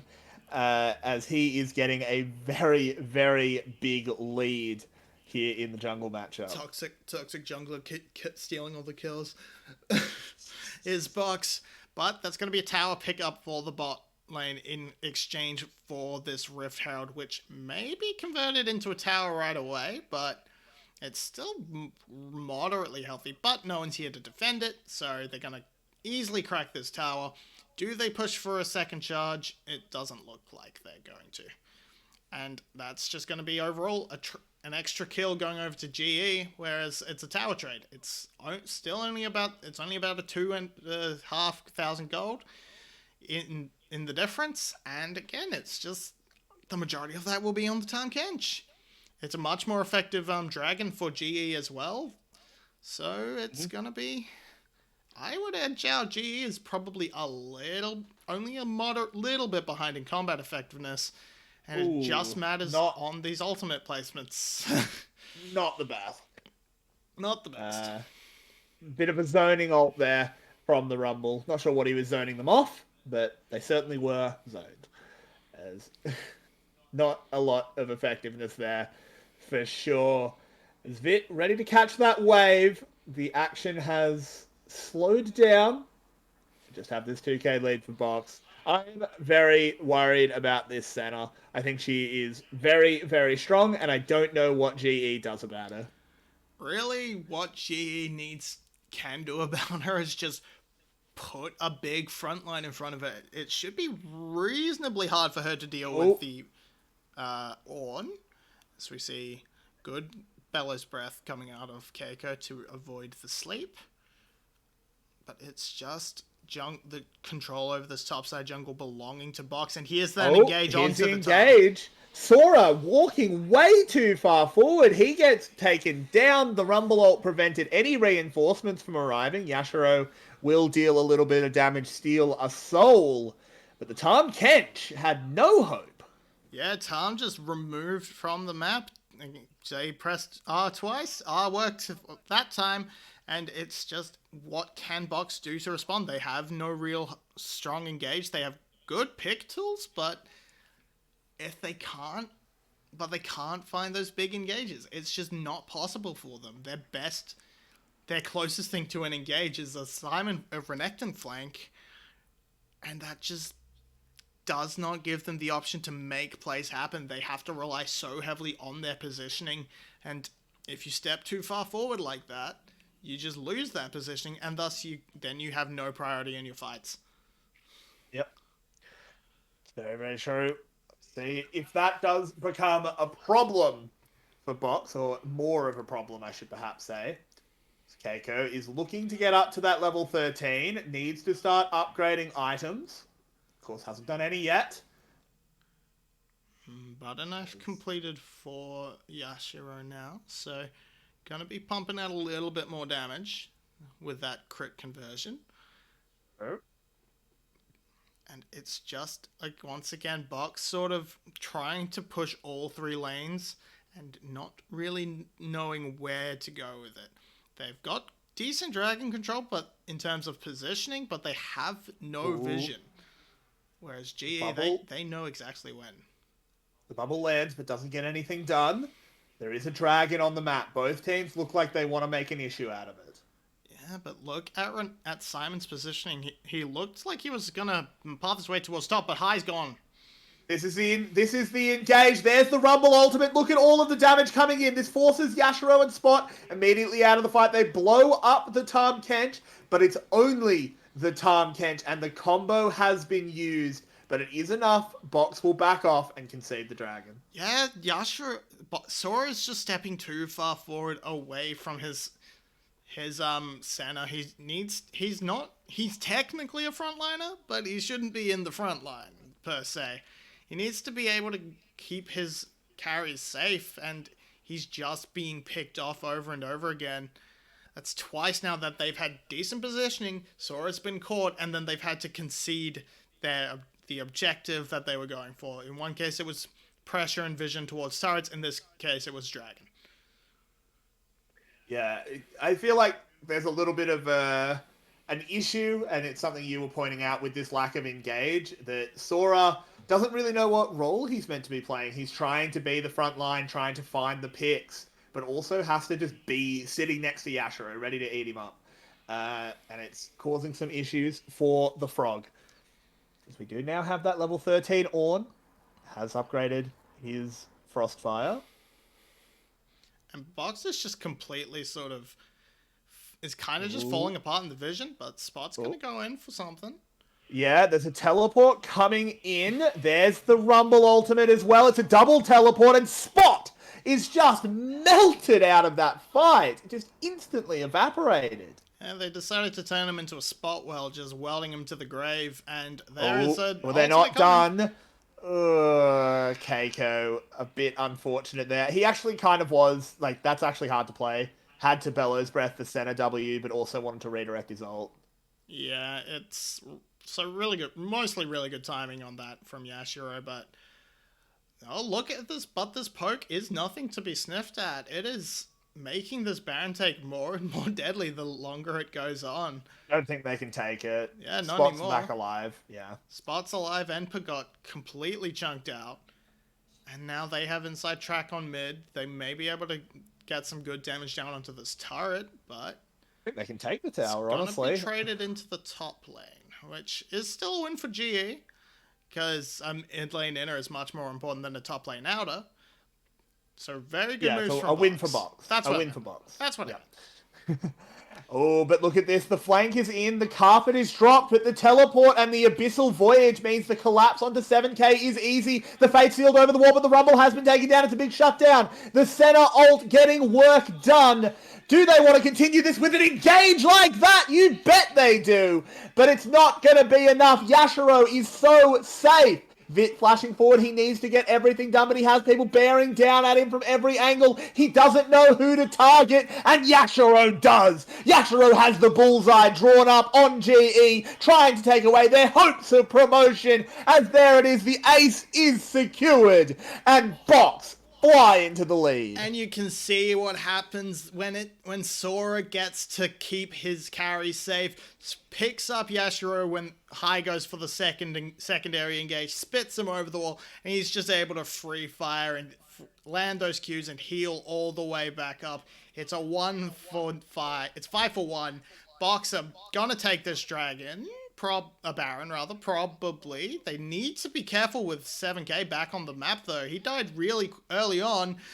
There's the Rumble ult. He gets the kill. And he steals it away. He's got another kill as well. Can he get onto Yashiro? Not quite. He'll be taken down. But what a play. 2 kills and the Baron steal. What a hero. Kid A jumped over the wall and then wandered towards Krugs and top lane. He didn't even bother to really check where 7k was coming from. He just picks it up with the equalizer burn. He picks up some kills on top of it. Here we see it's 7k. He drops the ult. He gets caught out really early on, which means the real fight begins here with High going for a massive play, but Sora is able to pick Yashiro and save him over the wall, and he's just able to rain in these auto attacks onto Vit, onto Keiko, and eventually they cut through the tanks. It takes a while, but they do it. They turn onto the Baron. Because 7k died so early, he just comes in and takes it. He takes it away from them, and Box, you were doing so well until you weren't. They really were. Fortunate. There he is. He's back.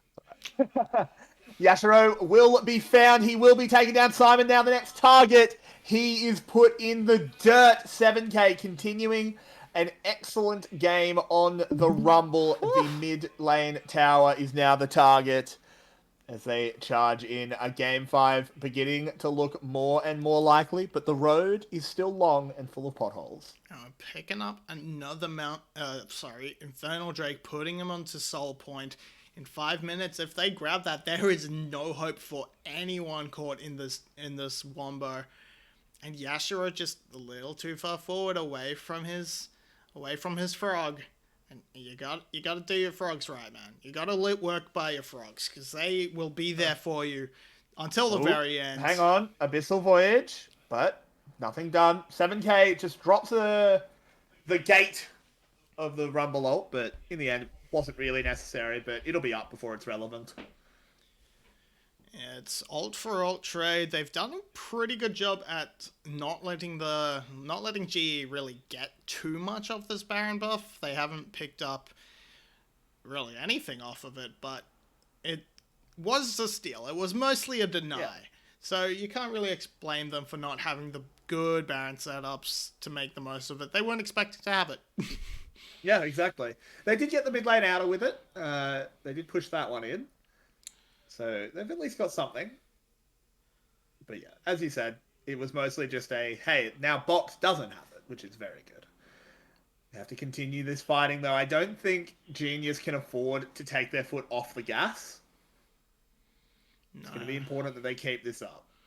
Really looking into where Senna is at in terms of her souls. That's the most crucial thing. She's at 2 items, but really think she needs to not go into this rapid fire cannon and go straight to that Lord Dominic's. She needs that armor pen to cut through the Ornn and the Rel, who are just so beefy in front of them.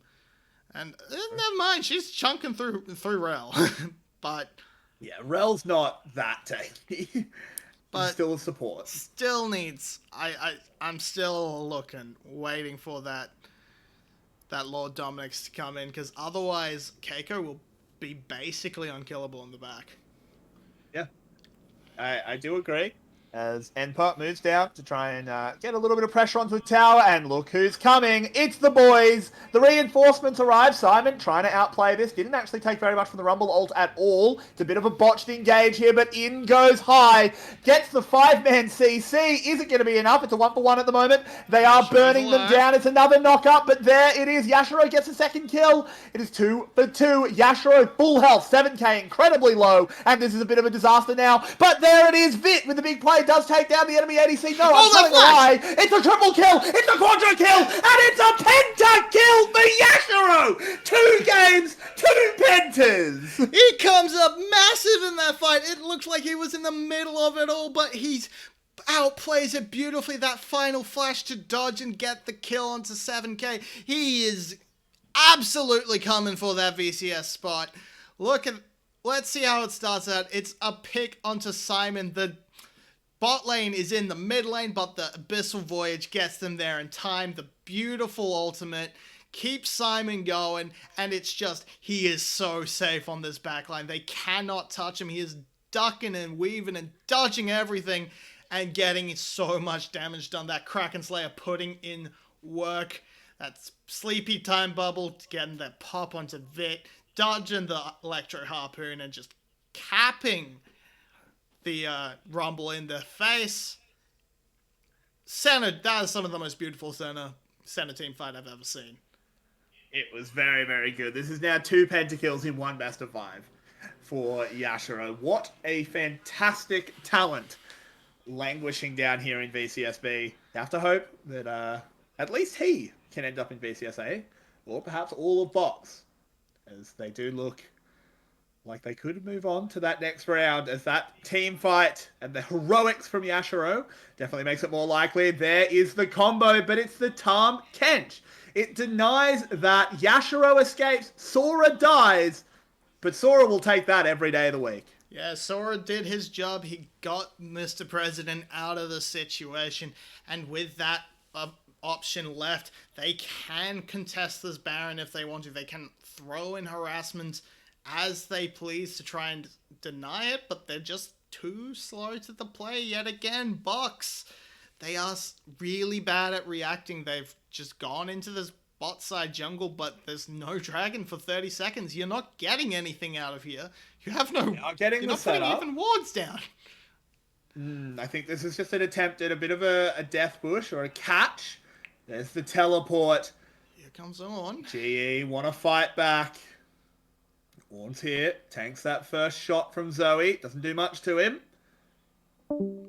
There's the Abyssal Voyage. Bringing back Sora. So now we have a lot more to work with if we're Yashiro. The bubble comes down onto Keiko. They're being pushed back. They are, but the ultimate from Rumble is up. They're waiting on this Ornn ult. There's the Rumble carpet being laid out. And the dragon is taken. That is an infernal soul for GE. You have to think they're heavily favored to close this one out now. Yeah, that's a huge win, being able to pick up that dragon. And now they just need to sort of run it through into the final stages. Team fights should be much easier now. It's going to be... Those equalizers landing on Yashiro are going to delete him instantly. He's not going to have the chance to come back into Sora's belly and be taken away.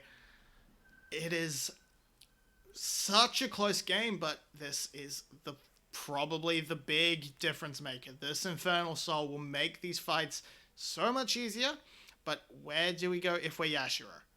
If we're Yashiro, we are looking to do as much as we can. We need to try and get a pick does box. They need to try and land a bubble, land a Dark Binding, and delete someone from the fight. Make the Wombo weaker. Make it harder for them to engage onto you, but they cannot find it. And here's the equalizer. Yeah, it's coming down. It's actually a pretty terrible equalizer, though. It doesn't get much of anything done. I think GE have to try and back off, but they're not going to do it easily. Never mind. Box don't give chase. Yeah, that's a good Dark Binding finding its way onto the Ornn. They're able to chunk him down quite low, but that's another item being built. He's now level 16. That's 3 ornaments being built on to the side of Keiko, so they're probably looking at more along the lines of they are like 60, looking along the lines of 60k, 70k, not 70k, 61, 62. They're looking to be pretty far ahead of where they actually appear to be on the scoreboard in terms of stats for fight. But Spot with a huge ult.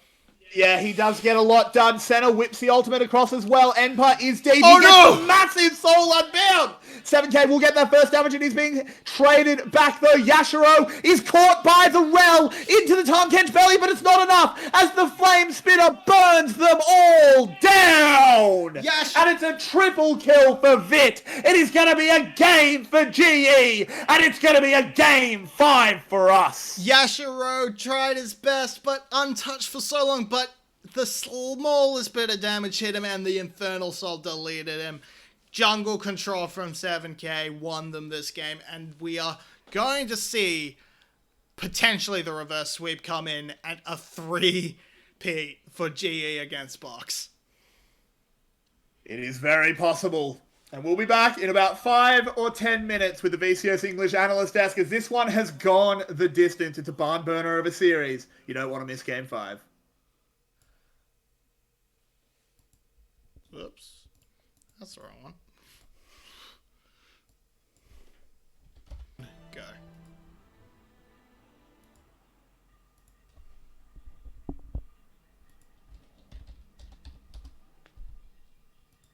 Sorry, go. Welcome back, everybody. I was not told by production that we were unmuted, so welcome back. It is Game 5, the final game. The ending of what has been a very good series so far between Box and GE. GE were 2-0 down. All looked lost, but they have clawed themselves back. I do have to say, Mr. Rebel Fox has unfortunately had to leave. Their internet just wasn't cutting it tonight. So it is just going to be me and Marby, a nice personal little stream. So we will miss the Fox. Genius is over on the blue side. What would you like to see them do to close the series out? I'd like to see them do more or less the exact same thing they did last time. Maybe with a bit less running it down in the early game, but pick up a really strong pick like the Rumble, pick up a very easy to execute team fight composition, and it looks like we may just see somewhat of a salty run back, but it's actually going to be the Kaiser this time for Yashiro. Had a fantastic performance on the center, but couldn't quite cut it in the end. And I think we're really needing to look towards Spot and saying, hey, you need to sort of step up, pick up the Udia again, and go for that Jungle Kingdom you were running in the first few games. Yeah, I think it's very dangerous to give 7K that Rumble again. He has had 2 fantastic performances on it so far. And they just go back to the Wombo combo, the artillery strike of the Rumble and the Ornn, bringing down that Rocket Rain. You love to see it. But Renekton Kaiser is no slouch for the R1, R2. I'll have to see where GE is going to round out this first phase, and it's with a Tristana. Yeah, taking away that option for a second AD character that would help bridge the damage, because Kaiser does do a lot of damage, but in a front to back, she's much harder to execute, and up against this Ornn, she's going to have to work with her extremely short range to try and make things happen, and the outrange on Genius' side so far is insane. The super long range engage of the Ornn, the long range damage of the Tristana and the Rumble. It's a good day. It's looking good for Genius so far. Yeah, but we do have Spot going back to the Udyr, something he looked really good on. I actually don't think he looked too bad on the Morgana, but the team didn't seem to mesh well around it. Perhaps why we just haven't seen Morgana as a priority pick from these teams. The Udyr, they looked much more fluid with. Rel will be removed. Genius played super well with that one, and Silas taken out as well. How do you think these teams are going to round things out, Marby? If I'm Box, I'm looking to maybe fill out my mid lane with a strong mage. Something like an Azir, perhaps, to help with some of the tank killing. Something along those lines. Picking up your support on this R4 makes a lot of sense as well. You need to just you don't want to blind pick your mid laner as well, but they could go all in on the side of Genius and pick up the Zalulu. That would be very interesting, but I would be looking towards something like the Leona myself, but Braum, definitely not a bad pick. Can really help set those lines and make sure that Kai'Sa kind of gets isolated from the rest of her team, as it is 3 melee champions and a Kai'Sa. They're thinking about the Akali, which would be interesting for sure. Ooh, the Nocturne is what's locked in, though. There it is. The solo lane Nocturne. Yeah, so Boggs needs to find something that can really help dish out the damage and preferably add some range of some kind to the comp. I don't want to see the Sori again. It was fine from Kid A, but it just wasn't the sort of champion that helps up against this sort of front line.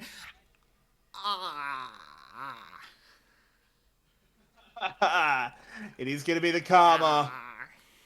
This is a bit of a low damage composition here from Box, or at least low DPS. They have decent burst, but they don't sustain very long through a fight. After the performance Yashiro had last game, I feel like it's going to be very hard to replicate that on the Kai'Sa.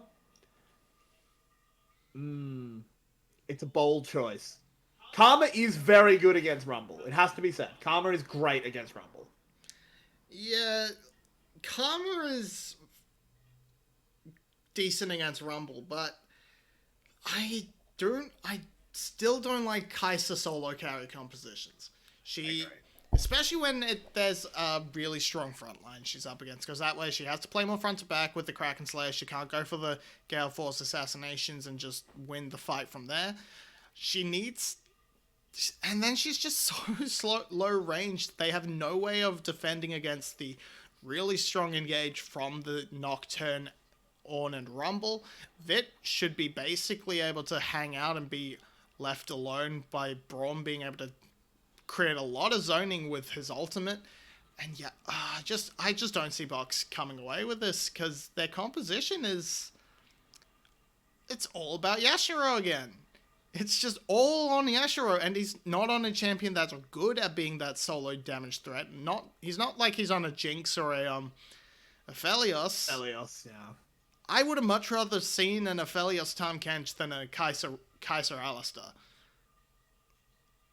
Yeah, But- I agree. But we are in the game that we're in.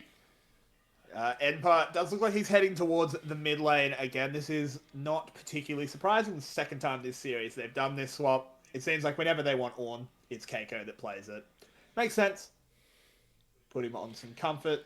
Solo laners are pretty interchangeable after all. Yeah, and 7K wants to repeat his performance from last game.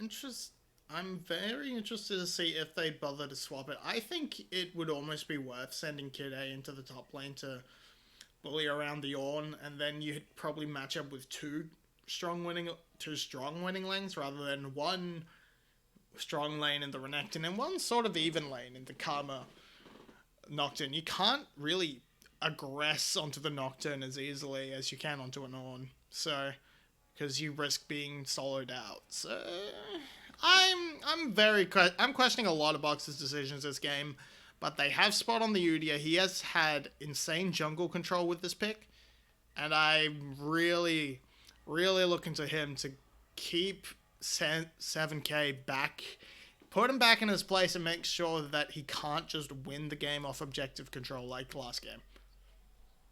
Yeah, I think that's going to be very important. We're going to have to see if they can track 7K well enough to know when he's moving up to link up with Keiko, because we saw that Ornn Rumble combo is just so disgusting. You just drop both ults from a screen away, and you're pretty much just dead.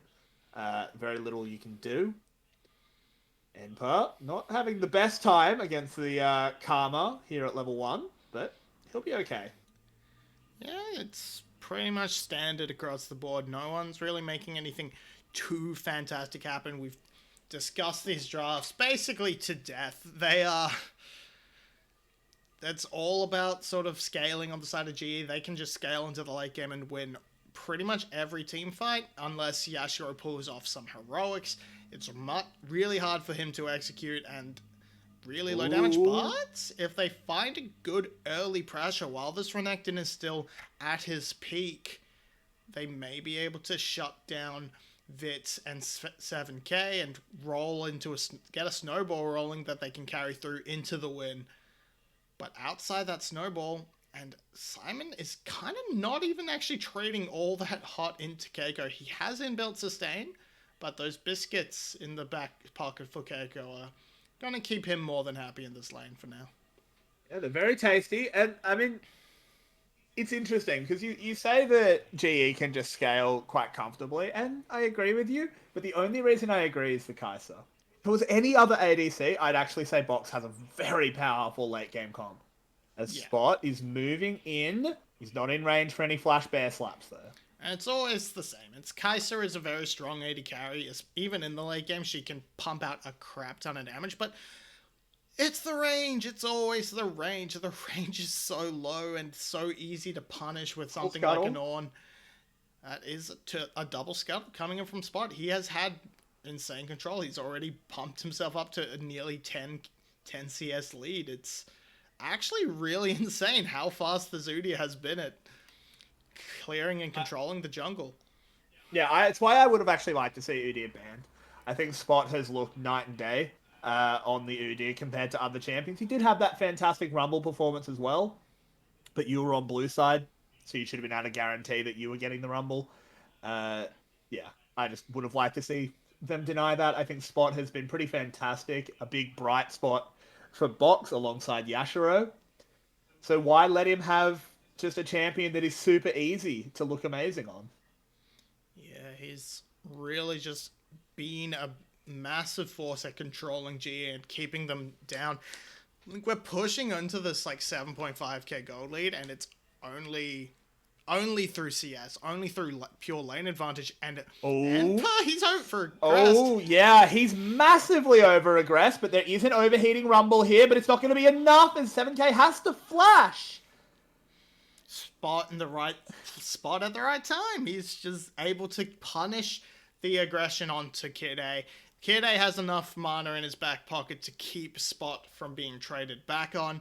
It does mean they can't convert it into a dragon because of the return damage, but that's the first blood over to the Udyr, and yet once again it's Spot taking control over the early game, and 7K falling behind. He picked up a Dark Harvest stack for himself, so that might come in handy later, but it's not worth the first blood, that's for sure. Very much a consolation prize. As Simon up here has that little CS lead over the Ord, but that's not really worth commenting on. This top lane has been very quiet, pretty uninfluential so far. It is Spot that has made his presence known. It's got to be said, he has been probably the superior jungler today. I don't think that's too controversial to say. Yep. As Simon will take this first tower plate. I think Probably. he's... Eventually. Never mind. Yep, There it is. Yeah, he's had control, and he's really been in control for 4 out of the 5 games. Really, it was just that last game where 7K was able to get the better of him and maintain objective control, which snowballed into a dragon, which snowballed into a win. And this Rumble may be the key for GE to climb back into it with some good equalizers. But as it stands right now, there's going to be an easy track through his camps into the bot lane towards that dragon for spots. And if Kid A keeps winning out these trades onto Enpa like this, it's going to be so easy for them to pick this up. As long as his bot lane can regain a bit of control in terms of pressure and priority. Of course, the one problem for contesting Dragon against a Nocturne is your top laner's TP is always going to be late. Of course, they can't teleport during the Paranoia. But Emperor you can get around that somewhat with the... Oh, Empire stepped up. He's going to get the fear onto box. He pops the Paranoia, but it's not going to do anything. He's the one that needed to be paranoid as he is taken down. That's a second kill in this mid lane. Of course, he could always just blow the Paranoia there, but as I was going to be saying, Simon, he's getting his teleport interrupted. Nope. No, you're going to have to come back to it as here comes Simon into the bot lane. Is stunned up from those concussive blows. Is it going to be enough to fend the Croc off? It looks like it will, as Vit puts out enough damage on return. Teleport for very little from Simon. Flash invested as well. And that's going to give Keiko a lot of time to regain some of the gold he's lost. He's picking up a plate. He's picking up CS uncontested. He blew his ult to try and stop Simon's teleport, but couldn't quite make it. And if we go back to the states things were, with Simon just perma-shoving Keiko under turret, he can sort of get around the Paranoia and the teleport by just shoving on the turret and roaming and walking there first. That's what I'm trying to say. Thank you for stopping the fighting, GE. Just for a little bit, just for a smidgen. Only going to be for a smidgen, I'm sure, as that is a tower plate picked up there for the Tristana. She'll be very happy to get that one, though it should be answered on this play as they move forward. No, never mind. Yashiro and Sora aren't going to push for the tower. Fair enough. They're just going to roam up and take map control. Rift Herald is up, and I think they're going to look to make a pass onto Enper and then possibly rotate through. Nope, they realize there's no play to be made in the mid lane, so they're just going to be making their way back. At least Kaiser is. Sora's might hang around and try and make something happen. Yeah, and now Enper moving up does not have access to that Paranoia. We haven't seen the ult combo come in that was so influential in game 1. It was all about the Rumble ult comboing with Keiko. That has not been used so far in this game. The Rumble ult has not been used, as far as I'm aware. As more damage will be given to the tower. There should be another tower plate for Vit, so he's in a good position. Yeah, Yashara is stuck in a 1v2, cannot do anything against the just tower destruction that comes out of Tristana. 7k lurking around to push them off even more experience. And this is just going to be all about Vitz trying to take over and keep Yashiro down. And fair enough, the kid's already gotten 2 pentakills against the other series. Don't give him the opportunity to be in the position for a third. Very true. Yashiro has been very, very important for Box. It makes sense to put effort into keeping him down, as you said. Tristana now heading back to base. Don't have the full Kraken Slayer, just a pickaxe. Just a pickaxe. Just gonna be making their way there. Picking up some boots as well to help with the pushing speed. So if they get any more time with that tower, it should be going down very, very quickly. Udia's picked up this Rift Herald in the meantime. Needs to find somewhere to drop it. There's not really been a good opportunity for him. The wave clear in mid and top is just too good. The bot lane is just so heavily pressured for the side of Box that Udia's just kind of desperately looking for a gank so he can convert that into a Rift Herald. Because otherwise it's just going to sit in his pocket and stink up the place. Don't be rude to Shelly. But yeah, he does need to find a place to put that. He has his chem tank. The Moonstone Renewer is also complete for Karma. So that's a bit of an early power spike as those cheaper mythics come in. And the early lead from the ganks is converted. The Spot will pick up this topside scuttle. And we still need to see Enpart try and find a way out of lane to use this Nocturne ult. Yeah, he's getting good priority in terms of just shoving with that Iron Spike Whip, but just seeing the domination in this bot lane, they're just hammering down this tower in the 2v2, and now with 7k on the way, what can Box do? Alistair doesn't really provide too much unless they go for an over-aggressive dive, but if they don't need to, they can just whack at it from distance with its superior range. Yeah, the thing is, though, is they're actually falling behind in gold. The bot lane is flying ahead, but everywhere else is going quite badly, particularly the jungle and the mid lane. So they need to be careful. Spot is now here, high, very far forward, but Braum is pretty safe. Yeah, and Spot's just really here to relieve some pressure, either get it back or drop this Herald. But with 7k so close, it's gonna be scuffed. That's all of the gold goes to Spot. It'll get the charge, I'm sure, but actually it doesn't. Disaster. Yeah, that's really bad. So much time wasted, and Spot, you knew 7k was on that side of the map. You needed to change your plan. You needed to delay your drop so he had more time to leave, to vacate the area, or you just change your plan, run to mid lane. Mid is probably your best bet in terms of where your pressure is. There's the paranoia.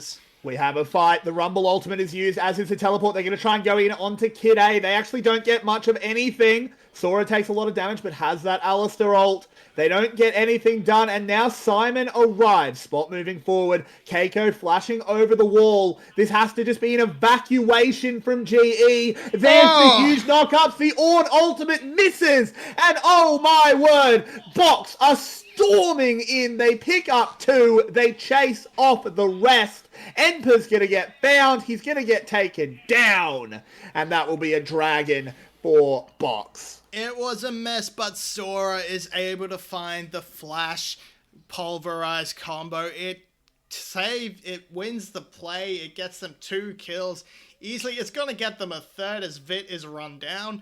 It picks them up a dragon as well, and it's going to be an Mountain Rift again for this game. And look at this. It starts off with trying to collapse onto the bot lane, but these teleports come in. Keiko just kind of isolated due to bad teleport positioning, the shielding, the ability to catch up to the group that Karma is able to provide. just lets them get a huge knock up. It denies so much. Keiko does get the ultimate off, but only onto Yashiro, but the damage is done. And it's easy pickings from there. I'm not even sure. Does Vit just stay to clear the wave? Oh, Vit. he does. That's very silly out of it. Greedy boy. I mean, this is what we expect from VCSB level ADC. It's just bad decision making. Yeah, OPG Vit coming in once again to drop the better farm mid-wave. But yeah, it's really, really unfortunate. It's really unfortunate decision from him. He's still going to be able to get gold in his back pocket by picking up this first brick. That's a neat, about 500 gold over to him. He's more than comfortable in his position. For sure. And now it is Box with this 3,000 gold lead. They are looking very strong as we head into the mid game. They have plenty of towers to pick up as well. Lots of standing gold available that could see them slingshot even further ahead. But Genius are just kind of going to see if they blink, as they're just going to hit this inner tower. Yeah, and I mean, they're doing what they can. Kid A, he's able to wave clear for the most part, but that's a lot of damage down. That said, over-indexing onto the bottom side of the map gives up a free Rift Herald. But again, it is just kind of a Rift Herald. Top lane turret also went down somewhere along the way for Box. Just in that last passage of play, yeah, Simon picked it up. And now there's a Rift Herald that they can look to try and break open mid with. Maybe try and break open bot.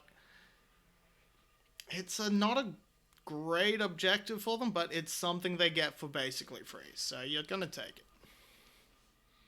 Yeah, for sure. As 7K continuing to farm up. He is so far behind the Udyr, though, and this time he doesn't have the kills to make up for it like he did up against the Morgana.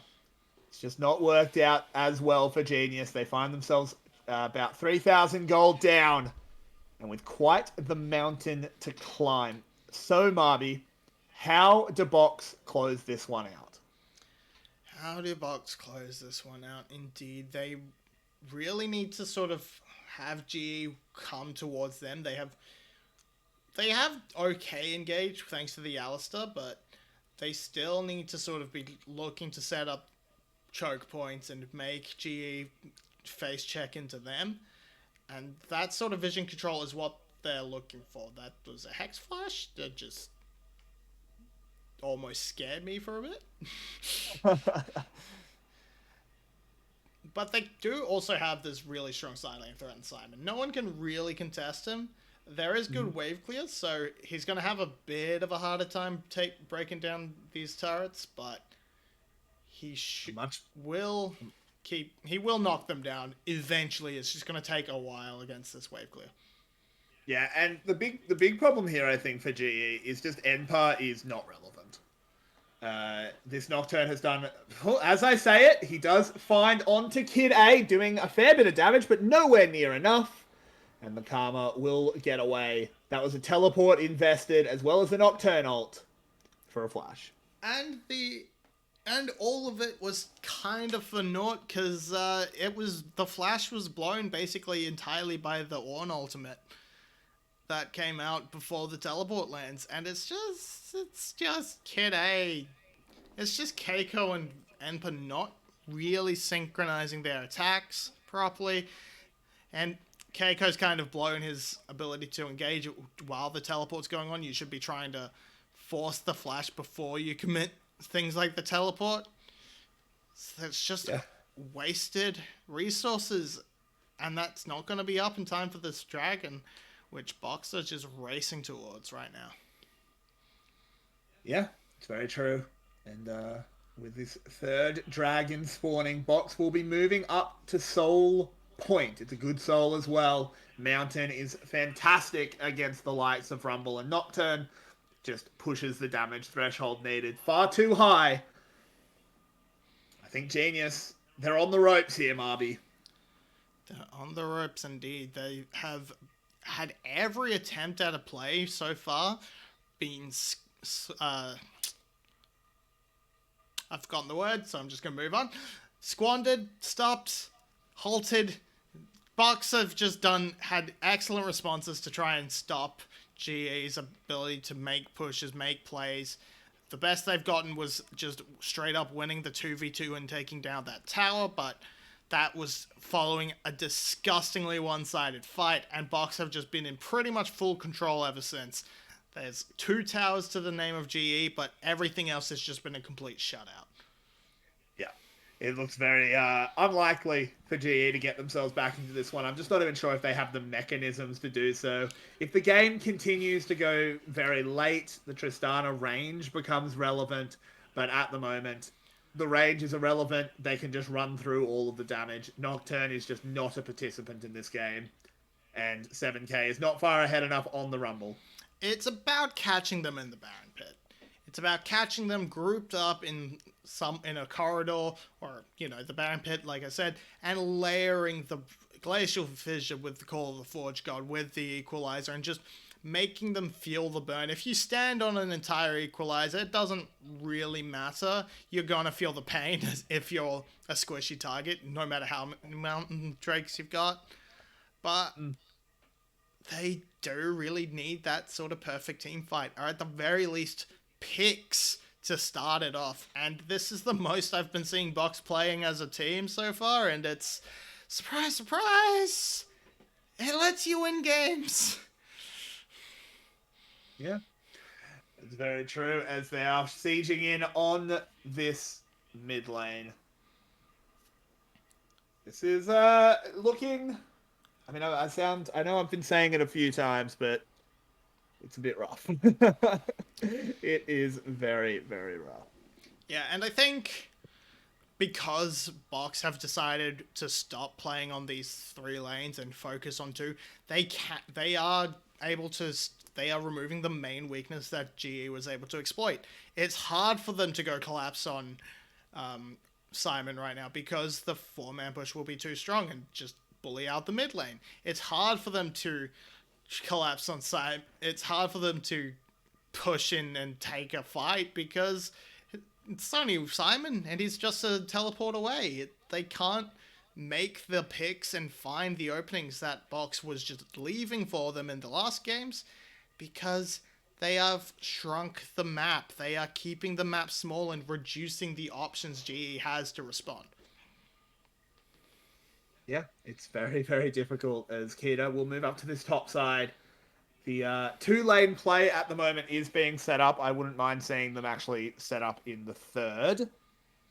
But the 3rd lane has been what's given the options for GE. They're able to collapse and find picks more readily. They only need to go and trim the 3rd wave when someone has pushed up so far, like Enper has. I do think they need to be moving away from the bot wave. They should be focusing more on top and mid rather than bot and mid, because Baron is your only real objective at the moment.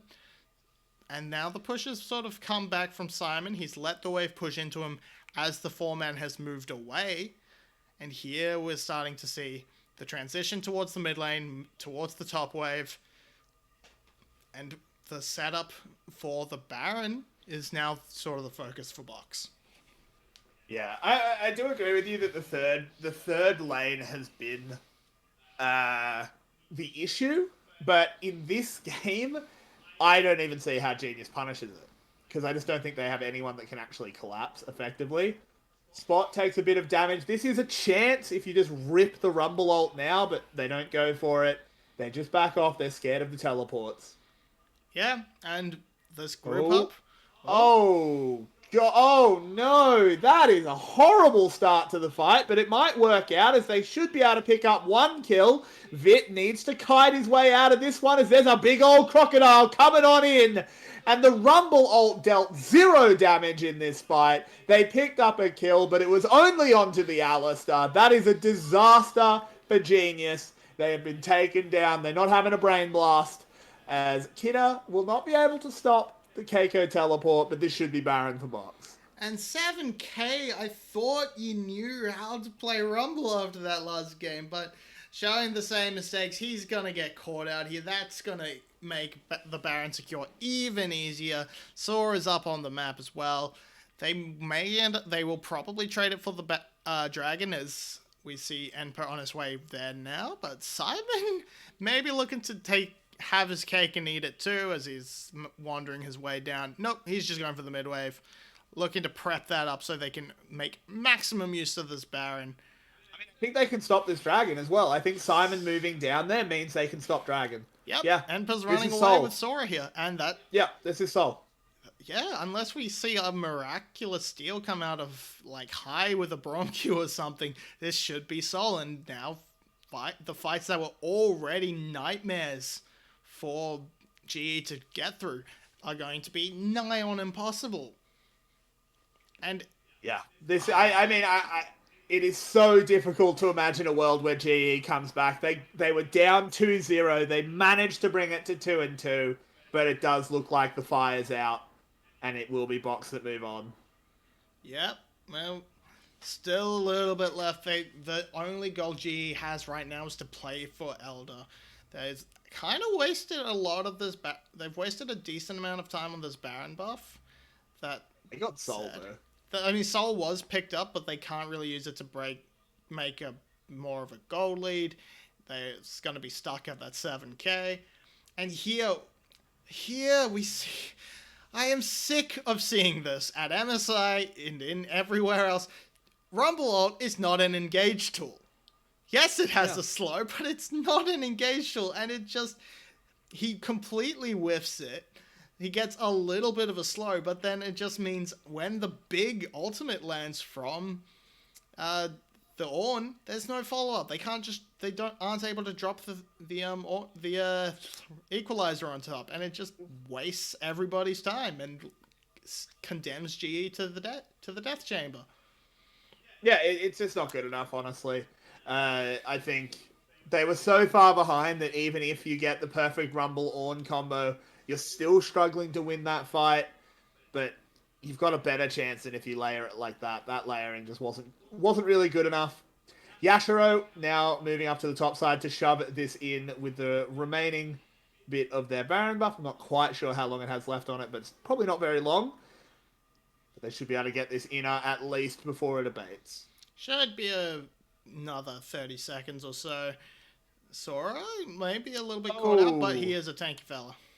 Yeah, I mean, it's an Alistar ult, right? They just don't do damage to him. Tristana has to be hitting him, and has to be hitting him for a while. They're going to go for the play. That's a decent combo, but they're just too far behind. They will take down Sora. That's one. The Braum ult is good. This is last chance salute here for GE, as Simon getting away does have access to the GA.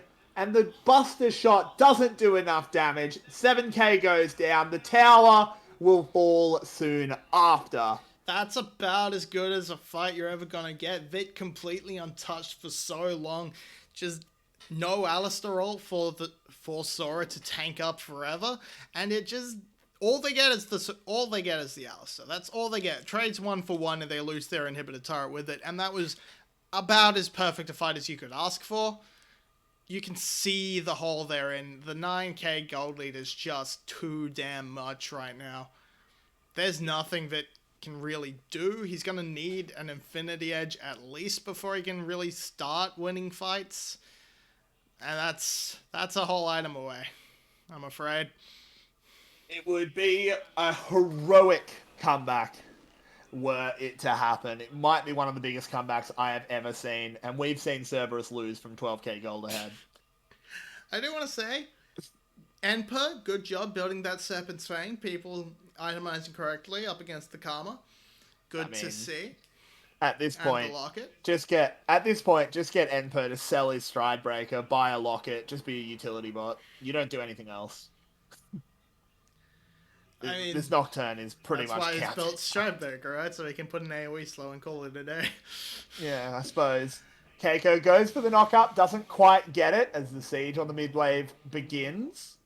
Yeah, and we mentioned at the start how hard it should be for Yashiro to really make things happen. And to be fair, we're kind of right. Look, his kill participation's still relatively low. He's only been involved in about half the kills. He's sort of wailing away on the front line, but it's really Simon and Spot wrecking havoc in the back line that's winning these fights for for Box because, we're still waiting for that big damage to come through for Yashiro, and he just cannot really walk past his front line, enemy front line, because of the range he has.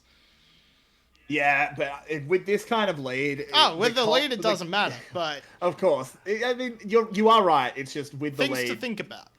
Drafts like this won't fly against Luxury or BTS.